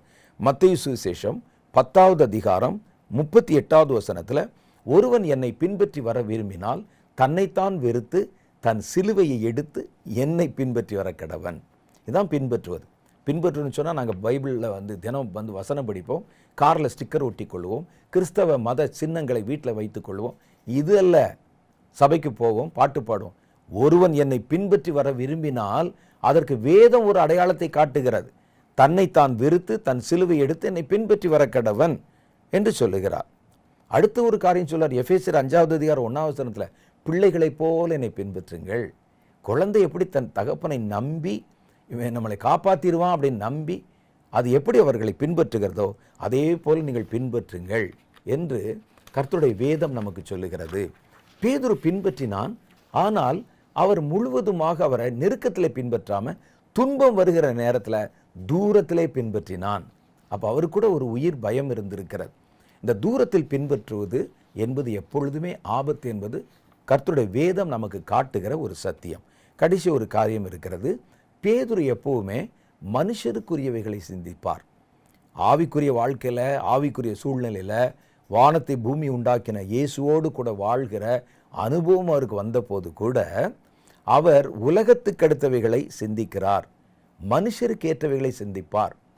இதெல்லாம் இது எப்படிங்க நடக்கும், இல்லை லாஜிக்கே இல்லையே, இது எப்படி அப்படின்னு மனுஷருக்குரியவைகளை சிந்திப்பார். இந்த மனுஷ சிந்தனையோட தேவனுடைய ஊழியத்தை செய்கிறவங்க இருக்கிறாங்க. மனுஷருக்கு ஏற்ற விதமாய் சிந்தித்து கர்த்தருடைய சபையில் பங்கு பெறுகிறவர்கள் இருக்கிறாங்க. இதை பற்றி பேசணும், நிறைய பேசிட்டே போகலாம். இவர்கள் மனுஷருக்கேற்ற சிந்தனை கொண்டிருக்கிறவர்கள். இவர்களால் கர்த்தரில் நிலைத்திருப்பது என்பது ரொம்ப கடினம். மத்தேயு சுவிசேஷம் 16:23 பேதுரு அப்படிப்பட்டவராய் இருந்தார். இயேசு பேதுருவை திரும்பி பின்னாக பார்த்து, எனக்கு பின்னாக போ சாத்தானே, நீ எனக்கு இடரலாயிருக்கிறாய், தேவனுக்கு ஏற்றவைகளை சிந்தியாமல் மனுஷருக்கு ஏற்றவைகளை சிந்திக்கிறாய் என்றாய். அப்போ இது ஒரு பிசாசுடைய குணம், பிசாசுடைய தூண்டுதல். அது என்ன செய்யும்னா மனுஷருக்கு ஏற்றவைகளை சிந்திக்கும். நாளைக்கு என்ன, நாளைக்கு என்ன, நாளைக்கு என்ன. இந்த மனுஷ சிந்தனைகளை ரொம்ப தந்திரமாக கர்த்தருடைய பிள்ளைகளின் மனதில் புகுத்துகிற ஒரு தந்திர காலகட்டம் தான் இப்போ இருக்கிறது. சபைக்கு போகிறோம், அவர்கள் கர்த்தரை குறித்து நம்மை சிந்திக்க ஒட்டாமல் உலகத்தை பற்றி சிந்திக்க சொல்லித்தராங்க, மனுஷருக்கேற்றவைகளை சிந்திக்க சொல்லித்தராங்க. குறிப்பாக செழிப்பை பற்றி பேசும்போது அவர்களுடைய சிந்தனை முழுசும் மனுஷருக்கேற்றவைகளை சிந்திக்க சொல்கிறாங்க. என்ன சொல்கிறாங்க? அவன் ஒரு பங்களா வாங்கிட்டான், நீ பங்களா வாங்க வேண்டாமா, நீங்கள் பணக்காரர்களாக வேண்டும் என்பது கர்த்தருக்கு உங்களை குறித்து சித்தம், அப்படிலாம் சொல்கிறாங்க. நான் உள்ளே போய் தேவனுக்கு ஏற்றவைகளை சிந்திப்பதற்கு ஒரு பிரசங்கம் என்னை வழி நடத்தாவிட்டால், நான் சொல்லுகிறேன், என் தப்பாக நினைக்காதீங்க, அது பிசாசினால் உண்டான ஒரு தந்திரம். ஏன்னா அப்படி தான் சொல்லு, பின்னால் போ சாத்தானே. இந்த சாத்தான் உனக்குள்ளே என்ன கொண்டு வருகிறான் தெரியுமா? மனுஷருக்கேற்ற சிந்தனைகளை கொண்டு வருகிறான். நாளைக்கு எதை உண்போம், எதை குடிப்போம் என்று நீங்கள் நாளை குறித்து கவலைப்பட வேண்டாம் என்று கர்த்தர் சொன்னார். வானத்து பறவைகளை கவனித்து பாருங்கள், அவைகள் விதைக்கிறதும் இல்லை, அறுக்கிறதும் இல்லை, ஆனால் உங்கள் பரமபிதா அவைகளை பிழைப்பூட்டுகிறார் என்றார். வாழக்கூடாது நான் சொல்லலை, சேர்க்கக்கூடாதுன்னு சொல்லலை. ஒரு சபையில் போகிறீங்க, ஒரு செய்தி கேட்குறீங்க, அந்த செய்தி உங்களை தேவனை குறித்து சிந்திக்க வைக்கணும். என் செய்தி உலகத்தை குறித்து உங்களை சிந்திக்க வைக்குது, உங்களுடைய வசதியை பற்றி சிந்திக்க வைக்குது, நீங்கள் பணத்தை எவ்வளோ சேர்க்கணுங்கிறத பற்றி சிந்திக்க வைக்குது. மனுஷருக்கு ஏற்றவர்களை சிந்திக்க வைத்தால் அந்த உபதேசம் தேவனால் உண்டானது அல்ல என்று இந்த வசனம் நமக்கு ஆணித்தரமாய் நிரூபித்து காண்பிக்கிறது. ரொம்ப கவனமாக இருக்கணும். மனுஷருக்குரிய சிந்தனைகளை கொண்டிருக்கிறவர்கள் திரளாக உள்ள நுழைஞ்சிருக்கிறாங்க. நிறைய உள்ள நுழைஞ்சு மனுஷருக்கேற்ற சிந்தனைகளை தேவனுடைய பிள்ளைகளின் இருதயத்துக்குள் புகுத்துவதை தந்திரமாக செயல்படுத்தி கொண்டிருக்கிறாங்க. இது ஒரு நாள் நம்மை கர்த்தரில் இருந்து கீழே வழி விலக வைத்துவிடும். இதுதான் ரொம்ப முக்கியம். விழுந்து விட்டார் பேதுரு. இந்த பலவீனங்கள்லாம் இருந்தும், சுட்டி காட்டப்பட்டும், இதெல்லாம் நேரடியாக கர்த்தராலே காட்டப்பட்டும் அதை குறித்து கவலையீனமாக இருந்ததுனால கடைசியில் பாருங்கள், பெரிய விதத்தில் ஒரு விழுகை அவருக்கு சம்பவித்து விட்டது. இயேசுவை மறுதலிக்க ஆரம்பித்து விட்டார். இந்த பேதுரு மறுபடியும் எழுந்திருப்பதற்கு என்ன செய்தார் பாருங்கள். வேதம் சொல்லுங்க, விழுந்துட்டனே அப்படின்னு அவர் உட்காரல. உடனே அவர் செய்த காரியம், தான் விழுந்ததை உணர்ந்தான். நம்ம விழுகிறோம் என்றால் கர்த்தர் அதை உணர்த்துவதற்கு சில வாய்ப்புகளை வைத்திருப்பார். பேதுருக்கு சேவலை வைத்திருந்தார். சேவல் தன் பாட்டுக்கு அந்த காலை நேரத்தில் கூவுறது தான். சேவல் கூவுகிற அதே நேரத்தில் கர்த்தர் அதை அடையாளப்படுத்தி சொல்லியிருந்ததுனால அதை உணர்ந்தான். நம்மை சுற்றிலும் நம்முடைய பாவத்தை சுட்டி காட்ட அல்லது நம்முடைய பலவீனத்தை சுட்டி காட்ட, நம்முடைய விழுகை சுட்டி காட்ட பல காரியங்கள் நடக்கும். நம்ம அதை கவனிக்கணும். அந்த பாவத்தை உணர்ந்தான். லூக்கா சுவிசேஷம் 22வது அதிகாரம் 60வது வசனத்தில் சொல்லப்பட்டிருக்கு. அதற்கு பேதுரு, மனுஷனே, நீ சொல்லுகிறதை அறியேன் என்றான். அவன் இப்படி சொன்ன உடனே சேவல் கூவிற்று. அப்பொழுது கர்த்தர் திரும்பி பேதுருவை நோக்கி பார்த்தார். சேவல் கூவுகிறதுக்கு முன்னே நீ என்னை 3 தரம் மறுதலிப்பாய் என்று கர்த்தர் தன்னிடத்தில் சொன்ன வசனத்தை உடனே பேதுரு நினைவு கூர்ந்து வெளியே போய் மனம் கசந்து அழுது. முதல் காரியம், அவர் செய்த காரியம் என்னன்னா, தன்னுடைய விழுகையை சேவல் கூவின உடனே உணர்ந்தான். ரெண்டாவது அவர் என்ன செய்தார் தெரியுமா? தான் இருக்கிற விழுந்த இடத்திலிருந்து எழுந்தான். அவன் வெளியே புறப்பட்டு போய் அங்கேயே மனங்கசந்த அழலை. நான் எந்த இடத்துல விழுந்தேன், எந்த இடத்துல அந்த பாவத்தில் நான் சிக்கினேன், முதல்ல அந்த இடத்தை விட்டு நீங்கி போங்கள், அந்த இடத்தை, அந்த நண்பர்களை விட்டு விலகி போங்க, அந்த பாவமான சூழ்நிலை விட்டு வெளியே வாங்க. சும்மா உள்ளே உட்காந்துட்டே அறிக்கை செய்யாதீங்க, அந்த நிலைமையிலேருந்து வெளியே வாங்க. வெளியே வந்து மனம் கசந்து அழுதான். அது மாத்திரம் இல்லை, அவருக்குள்ளே இவ்வளோ பலவீனம் இருந்த போதிலும், எல்லாவற்றிலும் ஒரு பெரிய ஆபத்தான சூழ்நிலை வந்த போதிலும், இயேசுவை தூரத்திலே பின்பற்றின போதிலும் பேதுரு ஒரு காரியத்தில் கவனமாக இருந்தார். ஆண்டவருடைய கண் பார்வை படுகிற இடத்திலேயே பேதுரு இருந்தான். பாவம் செய்ய நேரிட்ட போது கூட அவருடைய பார்வை படுகிற இடத்திலே பேதுரு நின்றான். தாவீது அப்படித்தான், பாவம் செய்கிற நிலைமையில கூட கர்த்தருடைய கண் பார்வையிலே, கர்த்தருடைய பார்வை விட்டு விலகவே இல்லை. அவங்க பாருங்கள், இங்கே அவர் பாவம் செய்கிறார், இங்கே பேதுரு விழுந்து போகிறார், கர்த்தர் அவரை திரும்பி பார்க்கிறார். அப்போ அவர் பார்வைப்படுற இடம் எதுவோ கரெக்டாக அங்கே போய் உட்கார்ந்துருக்கிறார் பாருங்க இந்த ஆள். அப்போ நீங்கள் எந்த சூழ்நிலையிலையும் கர்த்தருடைய பார்வை விட்டு மாத்திரம் விலகிராதீங்க. அந்த பார்வை உங்களோட பேசும், அந்த பார்வை உங்களை திருத்தும். கர்த்தருடைய பார்வை விட்டு நம்ம தப்பு செஞ்சிட்டோன்னு போய் ஆதாம் ஏவாள் செய்த மாதிரி மரத்துக்கு பின்னால் ஒளிஞ்சிட்டா சாபமும் தண்டனையும் தான் கடந்து வரும். ஆதாம் ஏவாள் என்ன செஞ்சாங்க பாருங்களேன், பாவம் செஞ்சிட்டோம், கர்த்தர் பார்வைப்படுற இடத்துல போய் நில்லுங்க. அவன் கர்த்தர் பார்வைப்படுகிற இடத்துல வந்து நின்றான். அதனால தான் அவரால் திரும்பி பார்க்க முடிந்தது. ஆதாமும் ஏவாளும் கர்த்தருடைய பார்வையிலிருந்து விலகி ஓடி தங்களை மறைத்து கொண்டார்கள். அதனால் சின்ன சின்ன விழுகைகள், சின்ன சின்ன சிறு தோல்விகள் ஆவிக்குரிய வாழ்க்கையில் வருவது சகஜம். அது வர்ற நேரத்தில் எழுந்திருக்க பழகணும். அதில் மூழ்கி போயிடக்கூடாது. அதில் உங்களுடைய விசுவாசத்தை இழந்து விடக்கூடாது. யூதாஸ் காரியத்தை போல தவறான முடிவுகளை எடுத்து விடக்கூடாது. இனி அவ்வளோதான் என்னால் ஊழியம் செய்ய முடியாதுன்னு போயிடக்கூடாது. உங்களுக்கு கர்த்தர் இந்த உலகத்தில் பல சந்தர்ப்பங்களையும் பல அடுத்தடுத்து நிறைய பல வாய்ப்புகளையும் கர்த்தர் வைத்திருக்கிறார். அப்போ விழுந்தவன் எழுந்திருக்கணும். நான் ஏற்கனவே சொன்னது மறுபடியும் ஞாபகத்தில் வச்சுக்கோங்க. எங்கிருந்து விழுகிறீர்கள் என்பது முக்கியம். நீங்கள் நல்ல ஆவிக்குரிய அனுபவத்தில் மேலே போய் உச்சத்தில் இருந்தால் நீங்கள் விழாதபடிக்கு தான் கவனமாக இருக்கணும். இப்போ விழுந்தாலும் எந்திரிச்சலாம் நீங்கள் நினைக்கக்கூடாது. எலும்பு கூட மிஞ்சாது.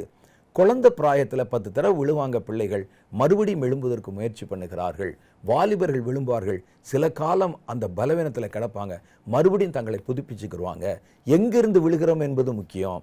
கீழே தரையிலிருந்து விழுந்தா ஒரு மாதிரி அடிபடும், மேலே மாடியிலிருந்து படியிலிருந்து விழுந்தா ஒரு மாதிரி அடிபடும், மலையிலிருந்து விழுந்தா ஒரு மாதிரி அடிபடும். இதெல்லாவற்றையும் மனதில் வைத்துக் கொள்ளுங்கள். விழுகை ஒருவேளை பலவீனங்கள் உங்களை மேற்கொள்ளுகிற சந்தர்ப்பத்தில் மனம் தளர்ந்து விடாதீர்கள்.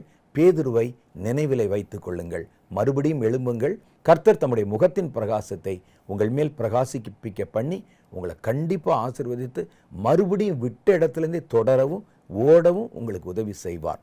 ஒரு சின்ன ஜெபம் பண்ணிடலாமா? கர்த்தருடைய பாதத்தில் நாம் ஜெபிப்போம். அன்பும் இரக்கமும் நிறைந்த எங்கள் பரலோக பிதாவே, ஆவிக்குரிய வாழ்க்கையில பல தடுமாற்றங்கள், பல சோர்வுகள், பல சந்தர்ப்பங்களிலே கர்த்தர் செய்ய சொன்னதை செய்ய முடியாம ஆண்டவரை நாங்கள் விழுந்து போன தருணங்கள், அதில் மனம் குமைந்து போய் வேதனைப்பட்டு மறுபடியும் நான் எழும்புவதற்கு வாய்ப்பே இல்லை என்று யாராவது இந்த செய்தியை கேட்கிறவங்க மனம் மடிவாகி இருந்தா, மனம் உடைந்து போயிருந்தா, நெறிந்த நாணலை முறியாதவரும் மங்கி எரிகிற திரியை அணையாதவருமாயிருக்கிற கர்த்தர் இப்பொழுது அவர்கள் நடுவில் இறங்குவீராக, அவர்களை கைப்பற்றி தூக்குவீராக. அற்ப விசுவாசியே, ஏன் சந்தேகப்பட்டாய் என்று உம்முடைய கைகளை அவர்களுக்கு முன்பாக நீட்டி அவர்கள் அமிழ்ந்து போன இடத்திலிருந்து அவர்களை தூக்கும் ஆண்டவரே. பேதுரு எப்படி மனம் கசந்து அழுதானோ அதே போல தங்களுடைய பழைய வாழ்க்கையை நினைச்சு உமக்கென்று ஓடினதை, உழைத்ததை, அலைந்ததை, பிரயாசப்பட்டதெல்லாம் நினைச்சு அழுறாங்க. ஒரு காலத்துல ஜெபிச்சனே, ஒரு காலத்துல கர்த்தருக்குன்னு தெருவுல நின்று சுவிசேஷ பிரதிகளை கொடுத்தேனே, இப்போ அதெல்லாம் மறந்து போய் ஒரு குளிர்ந்த நிலைமையில நான் இருக்கிறேனே, மறுபடியும் என்னை புதுப்பிப்பது முடியாத காரியம் என்று நான் எனக்குள்ளே நினைத்து கொண்டு காலத்தை விரயமாக்கி கொண்டிருக்கிறேனே. ஒரு காலத்துல தீர்க்க தரிசனம் உரைத்தேன், ஒரு காலத்துல தரிசனங்கள் பார்த்தேன், அநேக ஜனங்களுக்கு ஆலோசனை புத்தியும் கொடுத்தேன். இன்னைக்கோ அவைகள் எல்லாவற்றையும் இழந்து விட்டு என்னுடைய சூழ்நிலை காரணமாக அல்லது என்னுடைய ஒரு தவறின் காரணமாக நான் செயல்பட முடியாம இருக்கிறேனே என்று யாராவது கதறி கொண்டிருந்தால் கர்த்தராகிய தேவன் இந்த வார்த்தைகள் மூலம் அவர்களோடு பேசும். பேதுருனுடைய அனுபவத்தை அவர்களுக்கு சுட்டி காண்பியும். அவர்கள் மறுபடியும் எழும்புவதற்கு உடைய கையை நீட்டும் ஆண்டவரே. அவர்களை தூக்கும். அவர்கள் உமக்கு வேண்டும்.